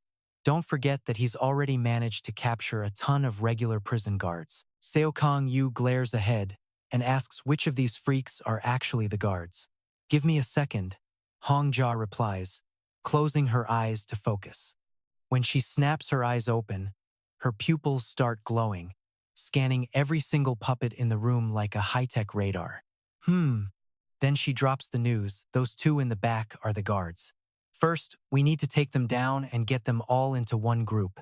Suddenly, Hong Ja looks down at her hands, totally panicked. By now, she's completely hidden behind Seo Cang Yu's glowing protective barrier. She won't stop shouting in a panic. Hey, I can't see a thing. Cang Yu, what's going on? Hong Ja keeps yelling from inside, but her voice is starting to fade out. Seo Cang Yu stays silent for a moment. The big difference is how his energy waves are just sweeping across the floor like that. The ones still living those sparks of power hitting those identical-looking puppets? Yeah, those are definitely the prison guards. Right then, his surging energy wraps tightly around two of the stone puppets. Another puppet that isn't touched by the power suddenly lunges forward, aiming to rip Seo Cang Yu apart. With its eyes totally hollow, the puppet gets a face full of Seo Cang Yu's fist, shattering its head instantly. His eyes turn sharp as he mutters, "And the dead ones are the prisoners." Crystal clear now. The whole swarm of puppets rushes him at once, but Seo Cang Yu just throws a single, easy punch that completely wipes them out. Those puppets keep diving in like moths to a flame, only to get incinerated by Seo Cang Yu's scorching fire. His glare gets even more intense by the second. With one swift strike, he cuts right through those puppets who used to be prisoners. Meanwhile, Hongjia is still tucked away safe inside that protective circle, totally blind to the absolute chaos happening outside. Suddenly, a crystal sphere flickers to life, showing Seo Cang Yu absolutely wrecking those prisoner puppets. Both siblings, Male and Mian, are watching the whole show. Little sister Mao pipes up and asks, "Hey bro, do you think this outsider is actually more powerful than our master?" Mian hesitates for a second. Then Mao thinks back to Laosha and asks, "Well, what about that lady?" Mian just stays dead quiet. When she doesn't get an answer, she whines, "Big brother." She clings to his arm, looking all pathetic, and whimpers, "I'm really scared." Staring through the sphere, M replies, "Relax, don't worry about it." An endless swarm of puppets starts appearing around the two of them as he pulls his sister close. If that's all he's got, there's no way he's taking us out. Then, a sharp shot of Seo Cang Yu flashes on screen. Over on the other side, Hongjia is losing it.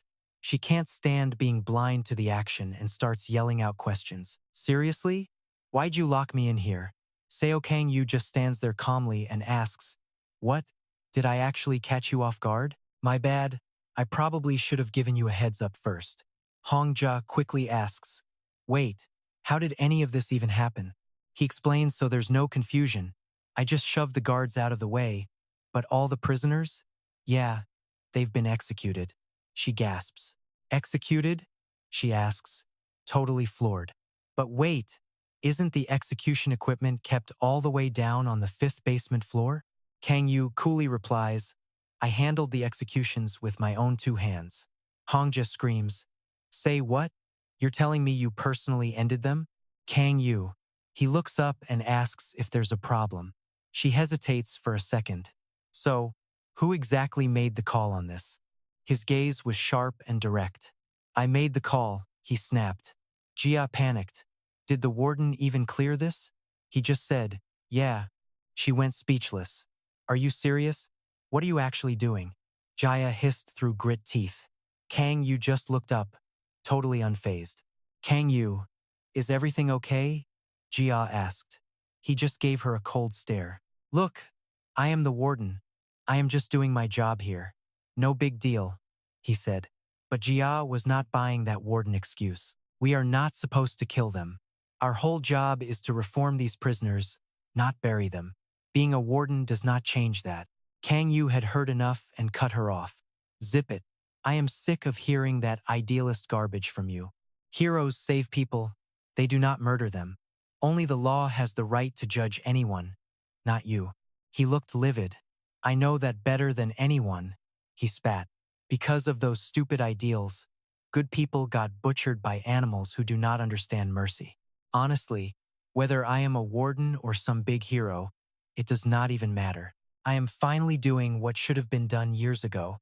I am putting down these animals who gave up their right to be human." "But Cang Yu, they are still human beings," she cried.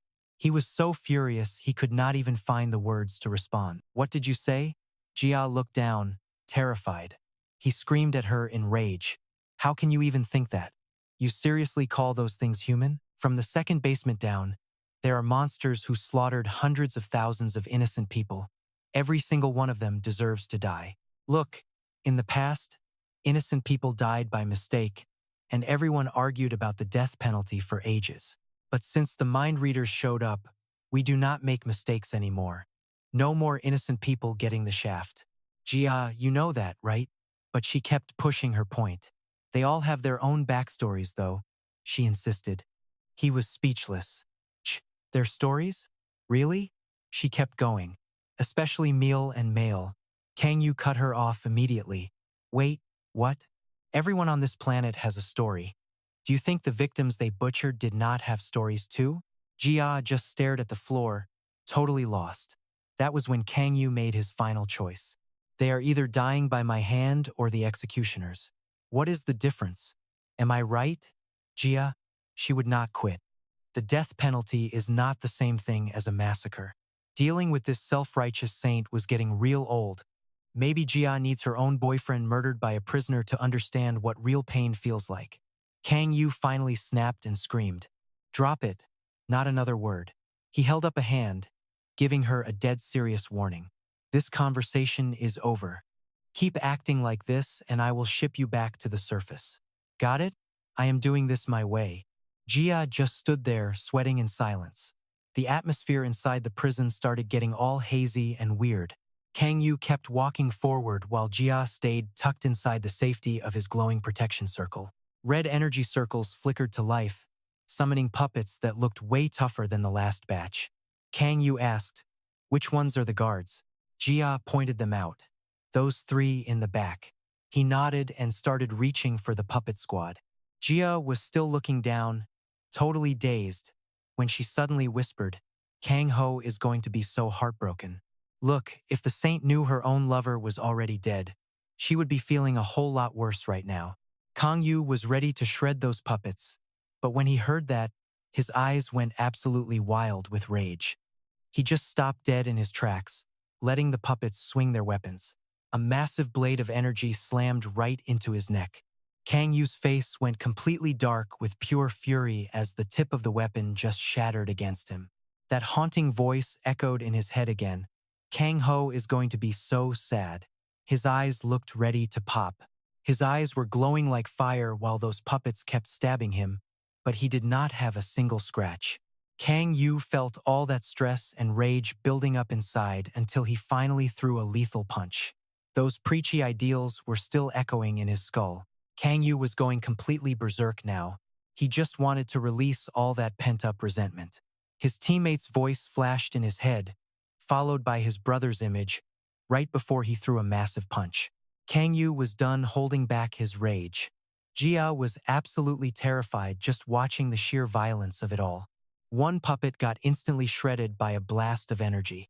Then the rest of the pack came charging straight at him. Words?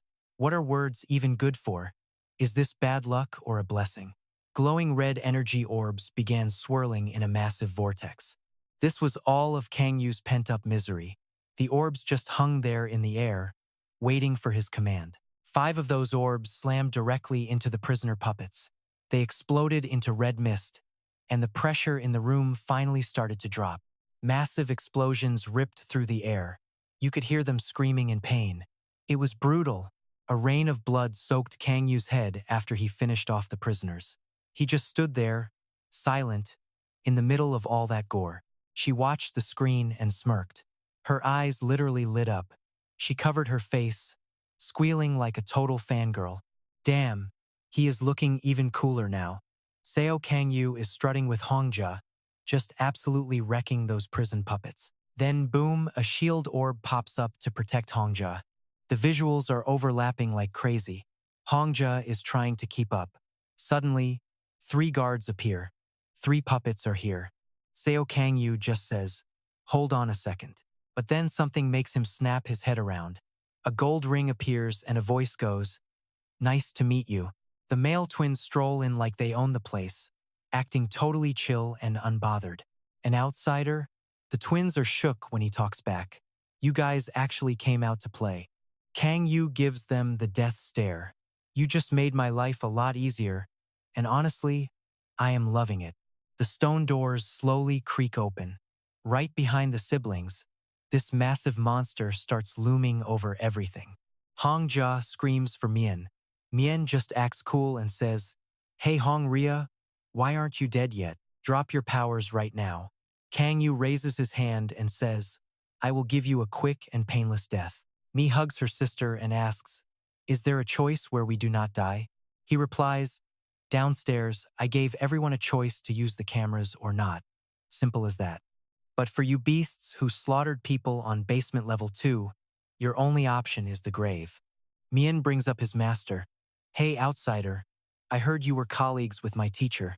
Is that true? Mao chimes in. That hero lady who caught us was like you, but you two feel totally different. Different vibes. Cang Yu just stares them down in silence. Little Mao keeps running her big mouth. You are definitely going to hell. Her brother snaps. Male. Shut up. Stop talking right now. Cang Yu gets into a stance and growls. We will see who hits the floor first. Mian tries to negotiate. If you promise to let us go, we will stop. Cang Yu says, no deal. Hong Jia yells, Mian, Mao, you are making this worse. The surveillance unit interrupts her, calling her Warden Hong Ria. He hugs his sister, acting like a victim. We did not even kill anyone. You get it, right? Hong Jia stays silent. He continues, so we also refuse to cooperate. Hong Jia keeps trying to talk sense into them. Cang Yu stops her. Your way will not work. He grits his teeth and glares at them. I do not negotiate with animals. Hong Jia keeps pushing. Cang Yu, it is okay. There is no other way. Cang Yu summons a power weapon. Even beasts deserve pain. Facing the hammer of death, Mian still wants to talk. Hey, you outsider. We do not want to fight. If you just listen to our story, we can work something out. Cang Yu grips his hammer and cuts him off. Denied. Hong Jia tries to stop the violence. Cang Yu, just talk to them. We can settle this peacefully. Cang Yu touches the shield and snaps at her. Please, just stay in there. The outsider lets his power fly at the two prisoners. It binds them tight and yanks them into the air. The energy ropes crush them, making them scream.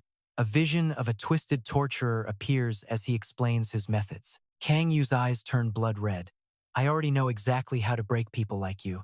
Never thought those words would come in handy. The siblings are shaking, absolutely terrified of Cang Yu's raw power. Mian gasps, talking is useless. You are not even a human. You are a freaking monster. Mao's body starts glowing. She explains through gritted teeth, we are not beasts or monsters. Cang Yu just glares at those villains.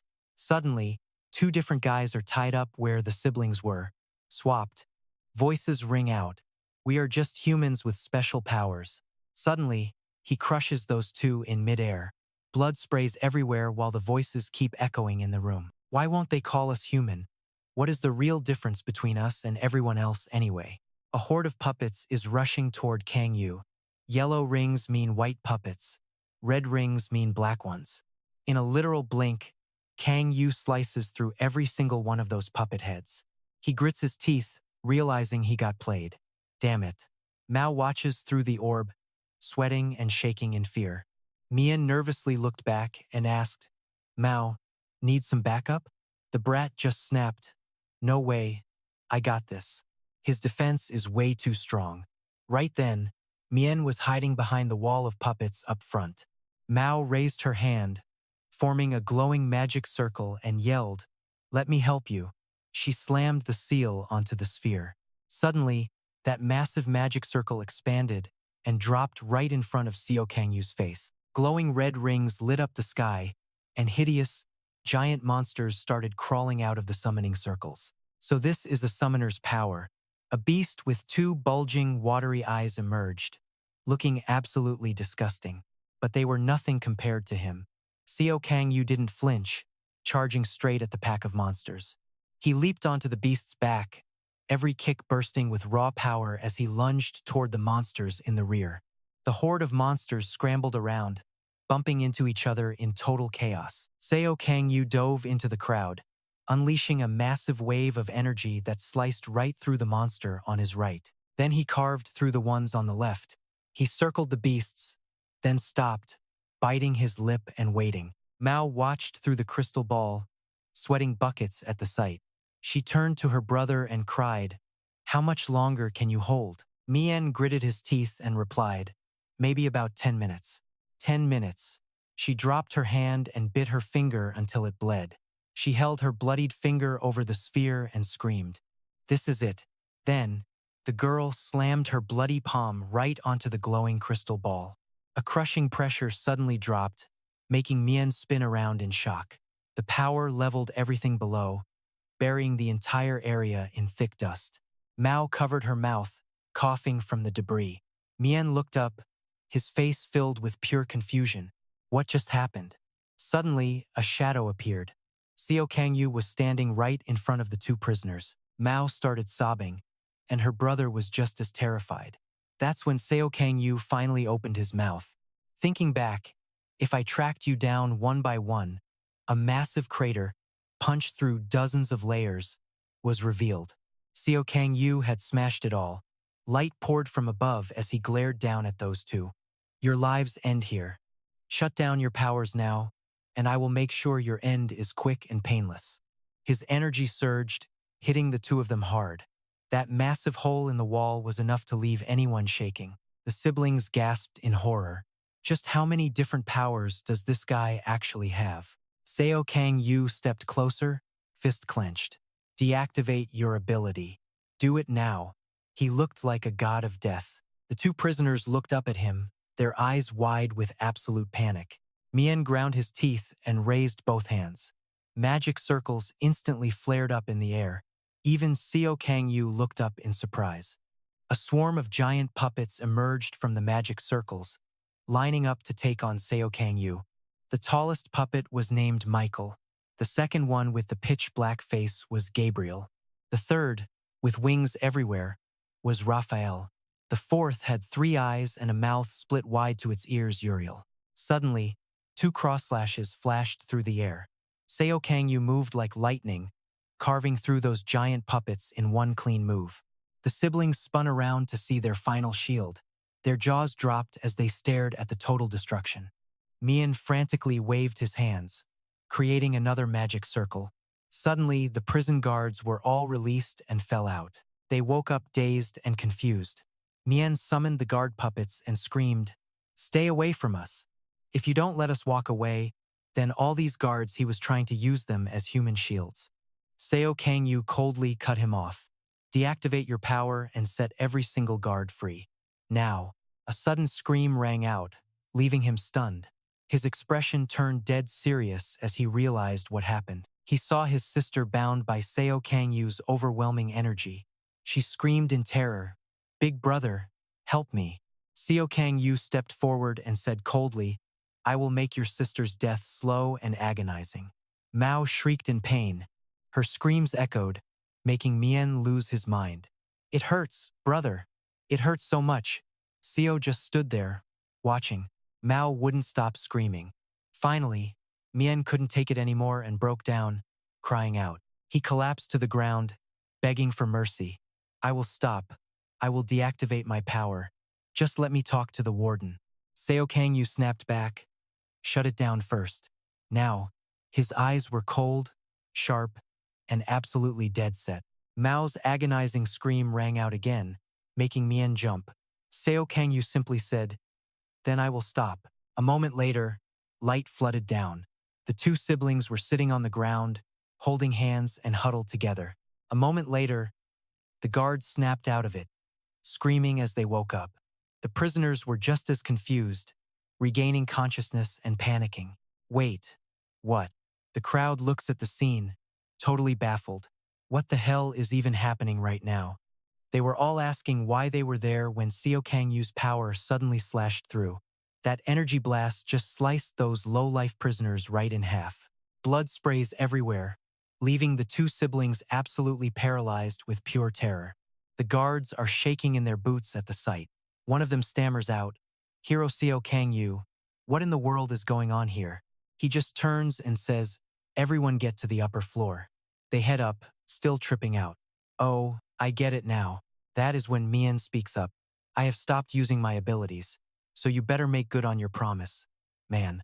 Seo Cang Yu shoots back, "Fine, I will let you two see her." The siblings are still reeling while he keeps talking. "But first, we are moving somewhere else." Between them lies a pile of halved prisoner corpses. It is a truly gruesome and horrifying sight. A pregnant woman definitely should not be seeing this gore. Back where things are still somewhat chill, Hongjia is sitting inside the protective circle, trying to call out. She looks down and asks, "What happened out there?" Seo Cang Yu replies, I just finished the job. That is all. I turned off the power and saved the guards. Hong Jia frantically asks, what about Mian and Mail? They are right there, in front of me. The two siblings are clinging to each other, terrified. They just want to talk to Jia before they meet their end. Hong Jia is still trying to talk him down. Cang Yu, can't you just put tracking devices on these kids? Seo Cang Yu shuts her down. Do not make me repeat myself. Those beasts in basement level 2 killed countless people and will die by my hand. Mian asks innocently, Guard Hong Jia, did we really do something so bad that we deserve to die? We honestly did not do anything worth a death sentence. Please, say something. The kid looks like he is about to lose it. Jia is speechless for a second. Seo Cang Yu snaps, hurry it up already. Hong Jia blurts out, Mian and Mail, you have to be executed. She barely gets the words out. Hearing that, the siblings just hold each other tight. Jia grits her teeth after saying it, and then everything just goes dead silent. Hong Jia can't say another word. Seo Cang Yu asks, you got anything else to say? Mian calls out to the guard. The two little ones hug, waiting for death. I am going to keep my promise. Seo Cang Yu says it and raises his hand. Time for the execution. Mail is a total mess, tears streaming down her face. Please spare us. I am begging you. Brother, help me. They have zero strength left to fight back against what is coming. Seo Cang Yu swings his death fist.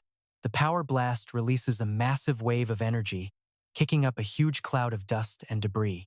But once the smoke clears, something appears that leaves Seo Cang Yu completely stunned. A beard pops out. It is Mago. He is manifesting a shield to protect the siblings. Mago Yorodi shows up with a cold expression. The two kids see him and gasp. Master? Seo Cang Yu glares, wondering what the hell Mago is doing here. He towers over everyone like a giant. Man, what is even going on in this place?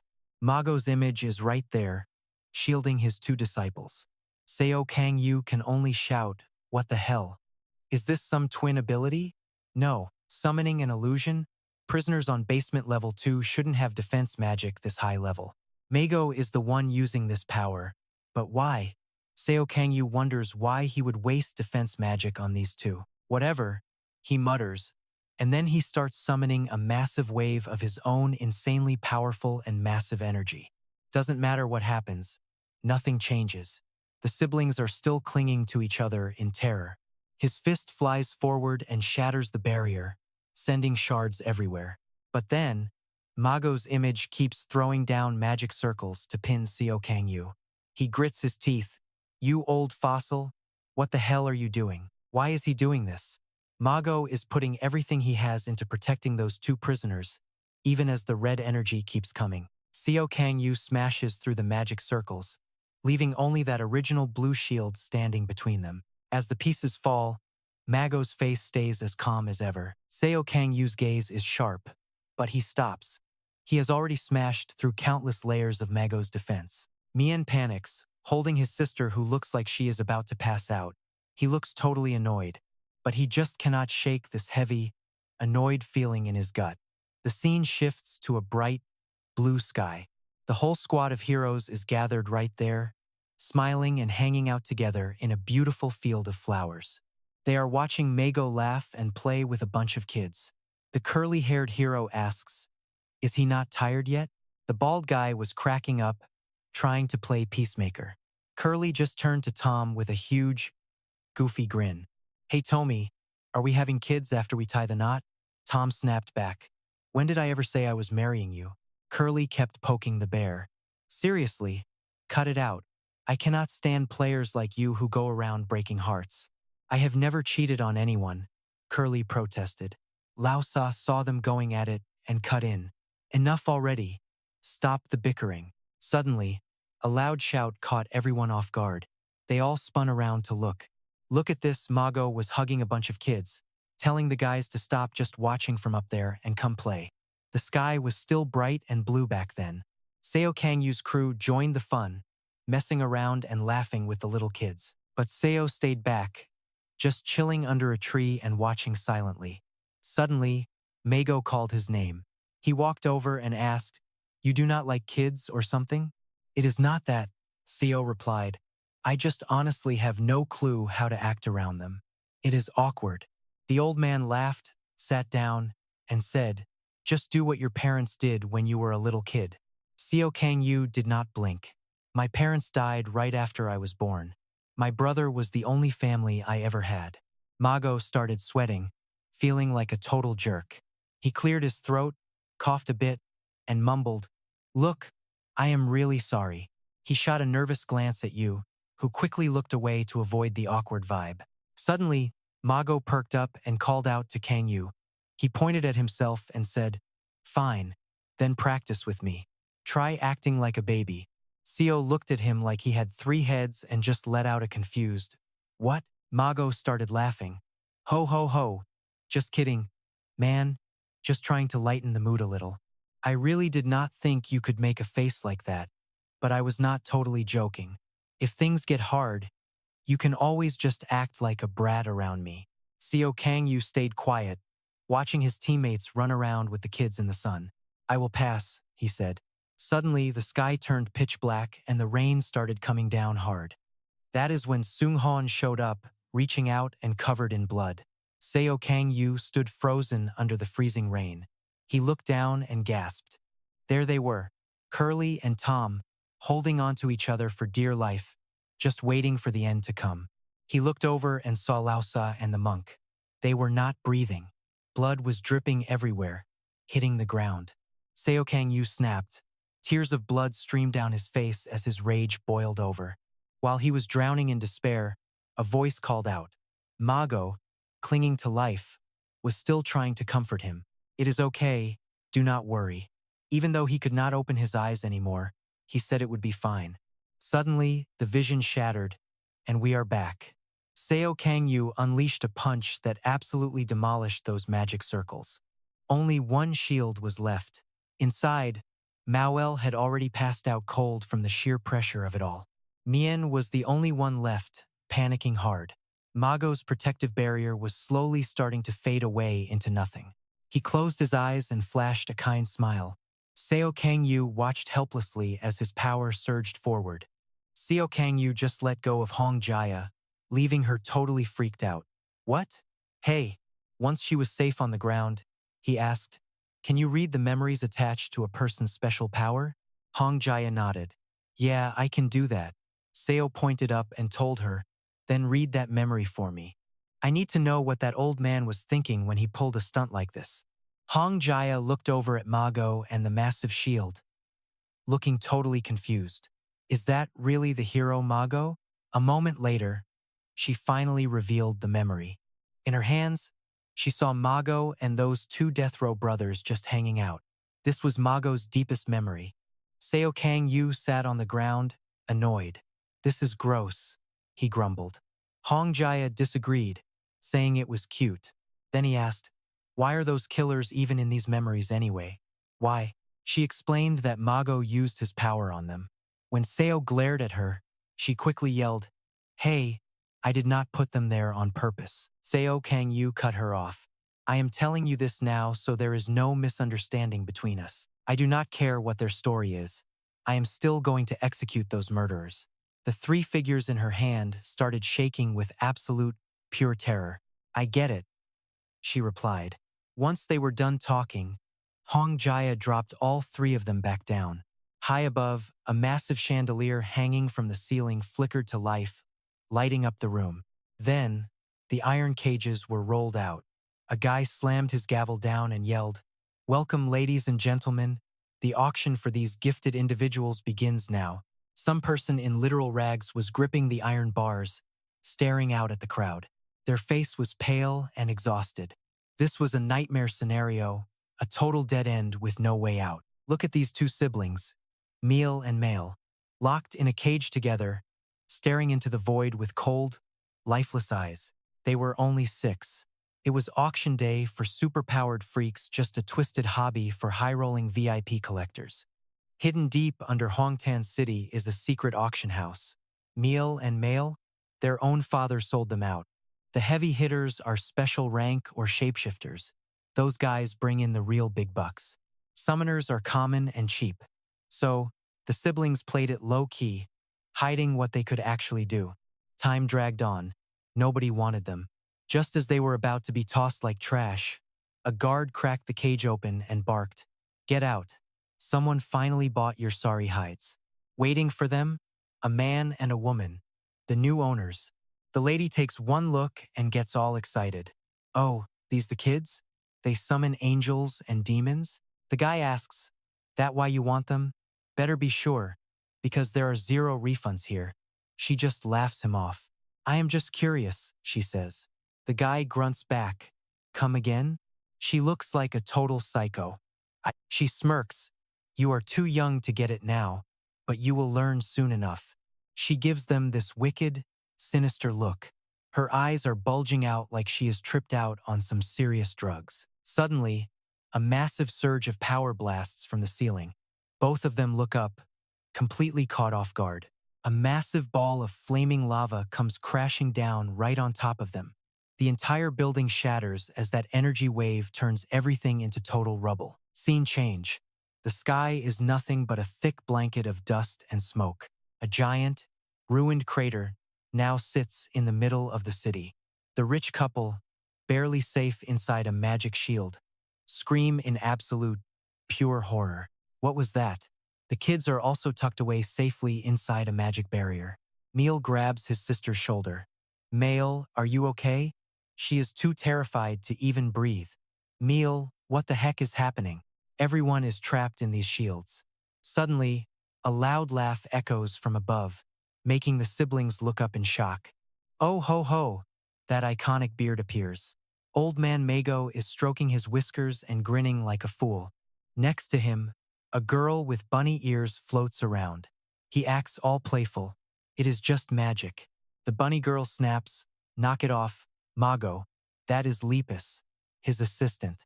She is a summoner too, and she is totally ticked. What kind of crazy level is this? I cannot keep up with you." Mago just laughs. "Keep working hard and you will get there eventually. Lepus, I told you. For summoning, your imagination is everything." Lepus just huffs and puffs in annoyance. "But you teach too fast." Mago shifts gears. "Did you finish your mission?" Lepus says yes. "I warped the bitters away and freed the prisoners." Mago nods. "All right, time to crank it up a notch." Lepus is done. "Seriously? How am I supposed to summon a giant meteor like that?" "It is impossible." A sudden noise stops them. Meal is clutching his little sister, looking up with pleading eyes. "Please, can you take us both with you? You are a summoner, right? We have that power too." Lepus just shakes her head. "No way, kids. He promised to only take me as his student." Mago just smiles. "I never said that." She gasps in shock. Mago turns to the kids. "Let us see what you two can actually do." Lepus grinds her teeth. "You total liar." Miel pulls out an angel. "An angel? And Mail? She summons a demon?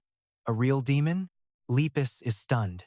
Normal kids summon toys or puppies, not these things. Mago strokes his chin.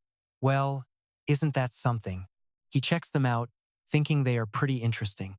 Mago has a soft spot for kids anyway. Seeing something this cool, Mago smiles and reaches out. "All right, follow me. I will show you how magic really works." Lepus just stands there pouting like a brat in the back. For 3 years, Mago trained them. He taught them that imagination is the secret sauce. Whatever you picture in your head is what shows up when you summon. Meal summons an angel because she remembers her mom, the one who protected everyone when she was little. Male summons a demon, probably because of the trauma from their brutal, abusive father. Mago loves teaching. If you see the world from different angles, you can summon anything. But hey, just focusing on one single thing works too. Lepus beams. "Meteors are the best." Mago points at her. "See? Just like Bunny Girl. No telling which way you will go." The siblings are a bit lost. "But we really like heaven and hell." Mago is taken aback. "Heaven and hell, huh?" Lepus adds. "Definitely not your average kids." The kids explained. Mom's last words were simple. "Good people go to heaven, and the bad ones? Straight to hell." Those words are our anchor. We just want a world where justice actually means something in the end. Good guys go to heaven, bad guys go to hell. The siblings said it with the brightest, most innocent smiles. Mago grinned and patted their heads. I know you'll do it. You two are the best kids I know. Then, one day, the sky turned pitch black and a frantic, desperate voice started screaming for Mago. Lears rushed in, completely panicking. The Hero Association needs your help right now. Mago was stunned. What? Then, a rare look of pure anger crossed his face. They ignored my offer before, and now they want a favor? Lepus was still totally lost and confused. Wet has surfaced in Finland. A guy with a glowing face and neck has finally appeared in the distance. Mago's heart absolutely dropped. What did you say? We need to assemble the heroes immediately. What are they even doing? Lepus quickly replied back. I have no idea. Mago held his head, exhausted. After standing there in silence for a long moment, he finally spoke up. Go bring me and Mal here. After hearing the news, the two siblings were totally devastated. You have to leave us? Mal clung to Mago, sobbing. Don't go. Mien, acting stronger, just asked, when are you coming back? Mago shut his eyes tight. The enemy is tough. I won't be back for at least a few years. Mien asked with teary eyes, can't we go too? He explained, you and Mao, this fight is way too dangerous. I can't let you two come with me. I don't want you to go. Mago looked down at his new grandkids, his heart absolutely breaking for them.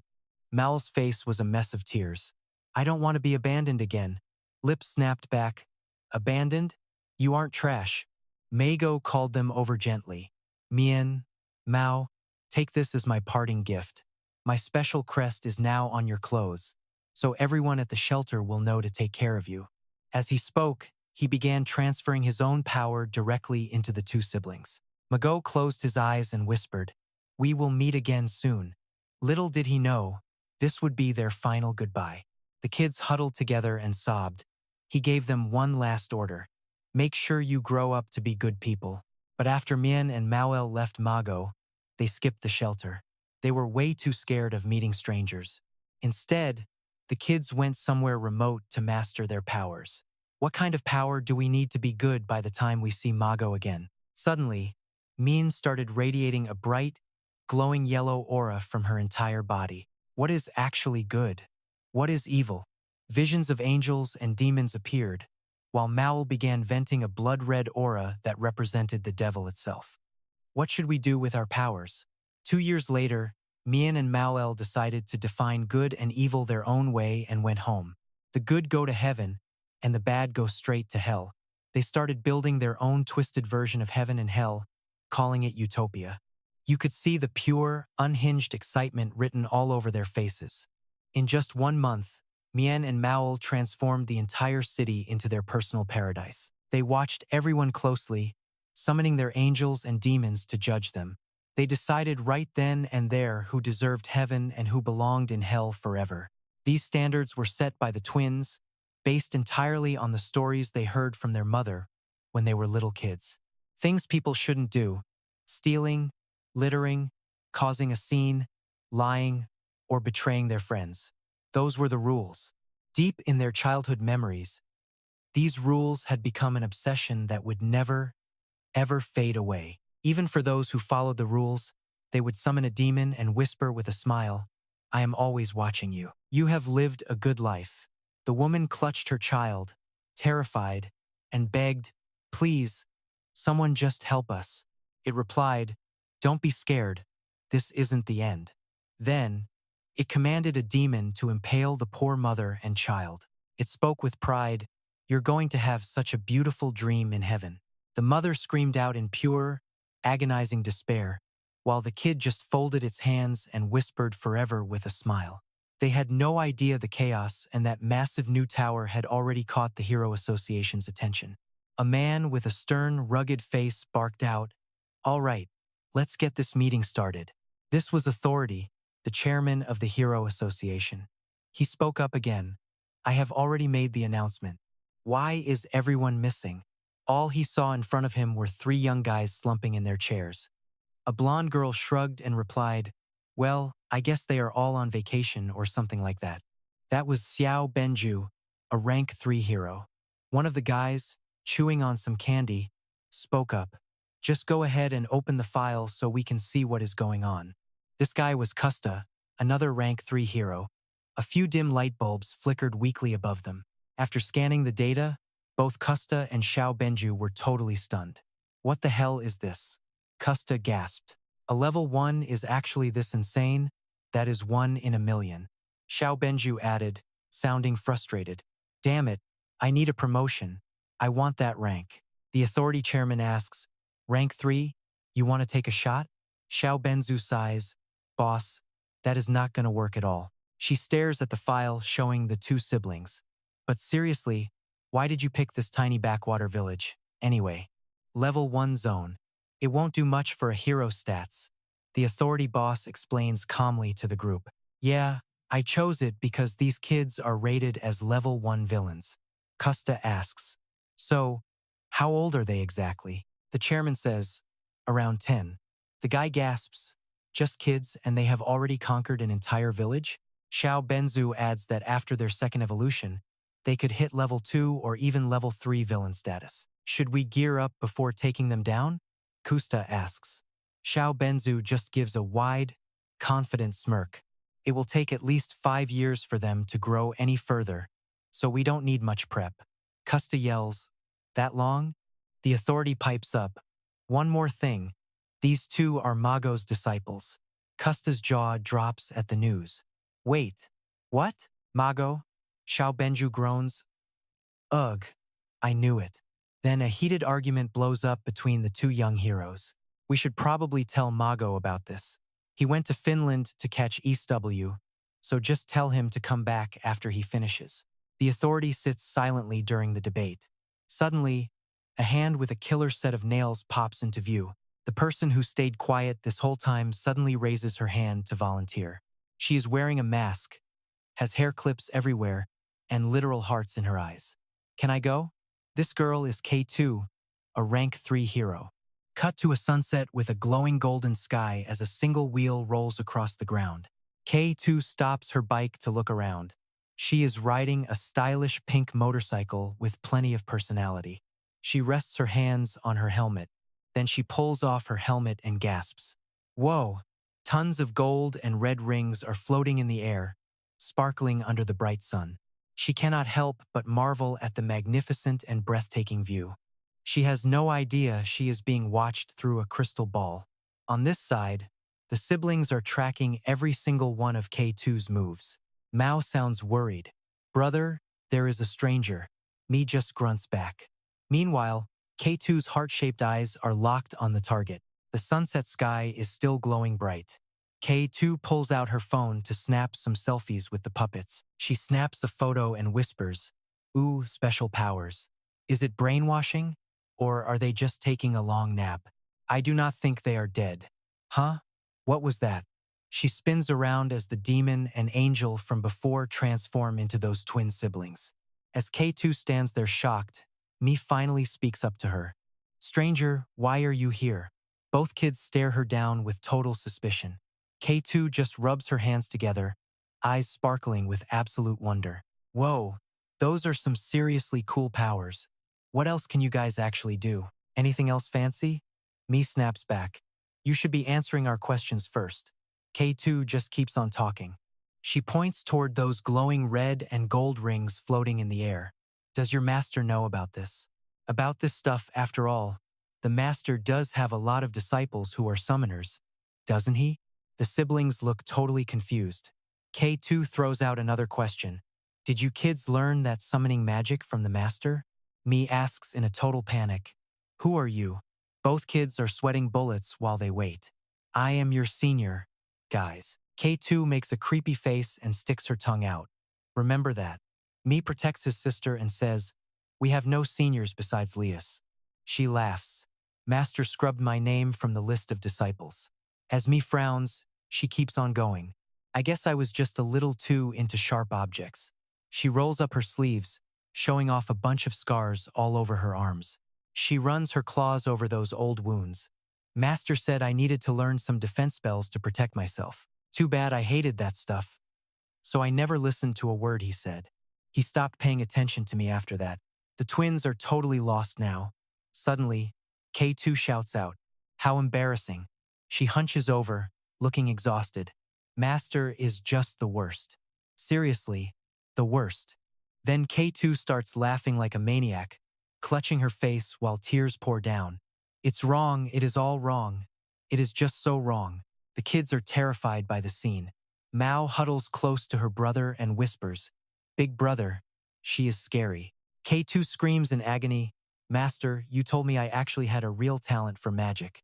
I just wanted to be praised, even just a tiny smile from the master." She shouts as her furious power starts exploding out. But he kicked me out. Right then, Mi quickly raises his hand to create a magic matrix circle. He screams at her, "If you do not leave right now," but his eyes are already glowing with a whole different color. Sharp objects like knives and scissors manifest in the air as K2 completely loses control of her powers. All those floating items start rattling like crazy. The two brothers are totally losing it, screaming their heads off in terror. Boom, K2's weapons just shredded those puppets mid-air. Parts are flying everywhere, and it is a total mess up there. Fresh blood is spraying all over the place. Those poor souls are choking and coughing up massive puddles of red. After that total nightmare scene, the only things left in the sky are their twisted, blood-soaked weapons. It is absolutely brutal. As the tears keep streaming down her face, she flashes this creepy, demonic grin and whispers, "Will teacher finally pay attention to me again?" Blood just keeps geysering into the sky. Seeing that poor victim turned into a human pincushion by countless weapons is pure nightmare fuel. Down below, K2 is waving her hands around like a psychoconductor, laughing her head off at the carnage she's causing. Ha ha ha. While the victims are living through hell, she just wears this twisted, perverted expression and says, "This is awesome." Mia takes one look at the slaughter and just collapses on the dirt. He turns to his sister, feeling panicked. "Mao, are you okay? Say something." Mao hits her knees in a total panic, screaming for her brother. They both watch in absolute horror as their puppets get slaughtered. They are both gritting their teeth, terrified of this monster of a woman. What is up with this woman? K2 stops her killing spree for a second and says, "So this is what it feels like. Those poor people are stuffed with knives and scissors. It is the most gruesome thing ever." K2 is literally dancing in the middle of a pile of corpses she just made. This is way more entertaining than I actually expected. She spots someone else floating in the air with a halo over their head. K2 sees them, and her face lit up with pure, twisted excitement. "I need even more." She conjures another weapon in her hand and hurls it at the last survivor while screaming like a complete psycho. She keeps screaming for more, but the twins suddenly appear and throw up a magic shield to block her incoming attack. K2's face twitches even harder when she sees them. "Whoa, so you kids can actually use defensive magic? How cute." Both of the twins are glaring at her with their teeth clenched tight. K2 is still acting like a total psycho. "You kids learned a lot from teacher, didn't you?" Suddenly, an angel puppet tries to attack her from behind. A glowing purple magic circle flashes into existence. The puppet freezes mid-attack as K2 laughs. Suddenly, she whips out these massive scissors and snips the thing right in half without breaking a sweat. She looks over with a sinister smirk and says, "This still isn't enough for me."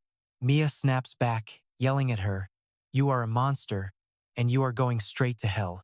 K2 holds those giant scissors and pouts her lips at them. "Hey, watch your mouth. That is no way to talk to your elder." Man, she really wanted to use her powers in a huge crowd like this for a long time. But hey, she is supposed to be a hero, right? She knew she would get arrested for this, so she tried to keep herself under control. But thanks for setting this whole place up, kids. My dream is finally becoming a reality and I am ready to go wild. K2 raises her arms again, looking totally focused.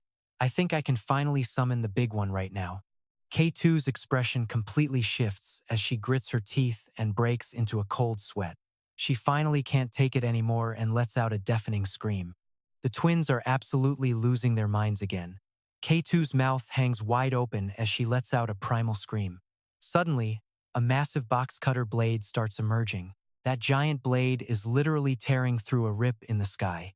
It looks like something straight out of a horror flick. Blood is leaking from her eyes, nose, and mouth, but she is smiling a satisfied grin. Ha ha, finally, here it is. Imagination is everything for a summoner. All that slaughter just supercharged her brain, making her way more powerful. The massive box cutter looms over K2, answering her dark call. Whoa, this is the first time I have ever summoned something this massive. K2 screams in pure, unadulterated excitement. It is freaking massive. So cool. K2 just stands there and lets out a completely crazed laugh. Then K2 drops the psycho act. Her face goes ice cold as she reaches her hand out toward them and says, "This was all thanks to you kids. Now, goodbye." Suddenly, a massive monster snatches K2 up. Only her hand is left reaching out. Mia is stunned. Mao just summoned a demon that swallowed K2. Her hands are glowing with red magic. She is crying blood now. She grits her teeth, looking like a demon herself. Talking trash about others when you are the real monster here. Looking at K2, Mao could only see a terrifying demon. That horrible image just supercharged her special powers. Mia turns around and calls out to his little sister, "Mao." She just stands there frozen, whispering for her brother. Her face is totally blank in front of that disgusting monster she made. She actually whispers, "Did I just kill someone?" Under a sky turning a deep, bloody red, the answer comes back. No way. That massive, bug-eyed monster is still standing right there behind them. Mien hugged her little sister tight. That thing, it wasn't human. Pure demon. Fast forward 1 year. Meal and Mail built a massive paradise. Glowing rings filled the sky. Now, the Hero Association labels them Level 2 threats in Lucillus Prison. Level 2 basement. A hand trembles while scanning the files on those two devils. Mago could barely speak. Meal and Mail? The boss asks, "Are those your students?" Mago is tripping over their record. How did his kids turn out like this? The chairman is curious. Mago stands up, ready to bolt. "Let me go there." The chairman stops him. "No way. You're staying put." Mago is totally stunned. "I won't let you handle this job." "Why not?" The chairman explains. "I told you to take out East-West, but you ignored my direct orders. Instead, you handed her over to the feds. So now, I'm ignoring your request." Mago finally snaps. "Talking is useless. I am going, and that is that." The boss slams the desk. "I said no." The wood cracks under his fist. Mago isn't backing down. He starts summoning magic circles. "Stop it.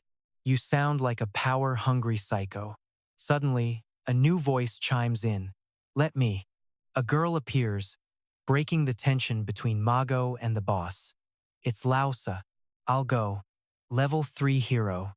The boss nods. "Wait, what? Actually, this makes a perfect promotion trial for a level 3. Go for it." "I said I'm going." But a loud shout cuts him off. Mago looks shook. Lausa walks up, looking confident. Mago just stands there, speechless. She puts a hand over her heart. "Just trust me." Back to the city with those weird rings. A voice calls out, "Mao." The twins watch through a red orb. Mi's stressed, but Mao is chilling. "For real, bro, these two are monsters, but they act so freaking innocent." They spot Lao Sa in the orb. They act terrified. Wonder how many crimes she's done. Outside, Lao Sa just smirks at the sun hitting the skyscrapers. She stands tall. In the sky, 3 heroes hang limp, totally knocked out. She figures they were the last heroes sent here. At least they're alive. Mi and Mao watch her closely. One asks, "Who the heck are you? Why'd you come?" "I'm Lausa. I'm here to drag you kids home." "A hero?" They summon a horde of monsters to take her down. They warn her to leave now, or they'll send her to hell. "Fine, I'll go." But Lausa just grins. "You're both coming with me." The monsters burst into flames. The twins can't believe their power just failed. Lao Sa stands perfectly still inside the sea of fire. She walks up and says, "You kids are actually sweet. No killer instinct. It's sad. If real heroes came first, it wouldn't be this messy." She walks toward them slowly. The girls huddle together. "Totally weird, right?" You think you're right, but everyone stops you. Don't come any closer. Don't be scared. I won't hurt you. But what you're doing is wrong. Your teacher is heartbroken. The girls freeze when they hear about their master. Master Mago? Is he back? Male. She's lying. I'm not, she says calmly. She reaches out with a smile. Drop the magic. Let's go see Master Mago. They stare. The girls grab her hands. She leads them away. So much warmth. The sun finally sets. The two girls stood there with their jaws on the floor, but Lausa just shrugged. I knew it, he muttered. Mago stood tall, facing them. You followed me, did not you?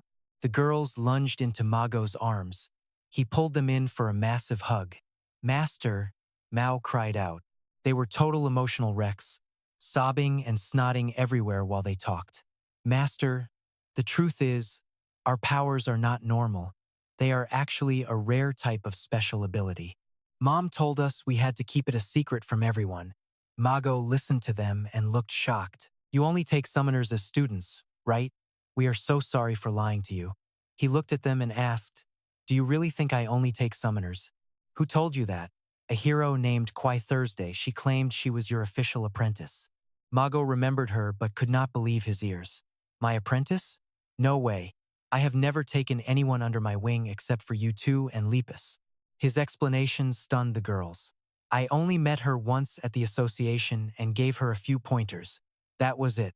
No more, no less. Wait, what?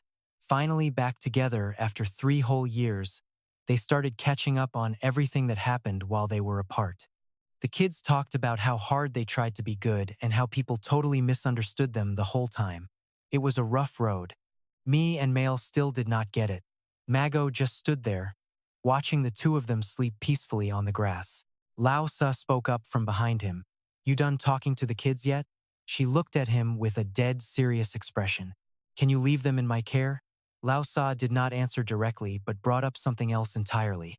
Even if they did not kill anyone in the village, they still took thousands hostage and even took down a hero. Getting them out of a death sentence in court will be nearly impossible. Mago snapped back. They are just lost kids who made some huge mistakes. They have already unleashed their powers. If you leave them with me, I will make sure they understand that what they did was wrong. I cannot do that. He kept begging. Lao Sa, come on. They are just children. She looked down, her eyes full of conflict. Mago, I am not on board either. The government changed the rules to allow the execution of minors, and the law is the law. Plus, being a hero is not about rehabilitating criminals, Lao Sa added coldly. But listen, she continued, I actually feel for you. This world is a total mess right now. So Mago, I have a proposal. Join me and let's work together. He was confused. What does that have to do with the kids? She stared him down with intensity. We are going to change this world. Mago's eyes went wide at Lao Sa's bold claim. He finally spoke up and said, I have one condition. He pointed at the two girls. Keep them alive until they grow up. Do not let them die. Please, let me use my powers on them. Lao Sa agreed. Fine. With her backing him, Mago wasted no time and immediately activated his special abilities. If we wait until they are adults, then nobody has to die today. We will fix this broken world before they grow up. A guy in a military uniform and a hat stood there. He stayed silent as another girl walked up beside him. Cang Yu. Cang Yu turned his head toward the voice. A person with golden brown hair kept talking to him. I have heard a lot about you from Gan Ho.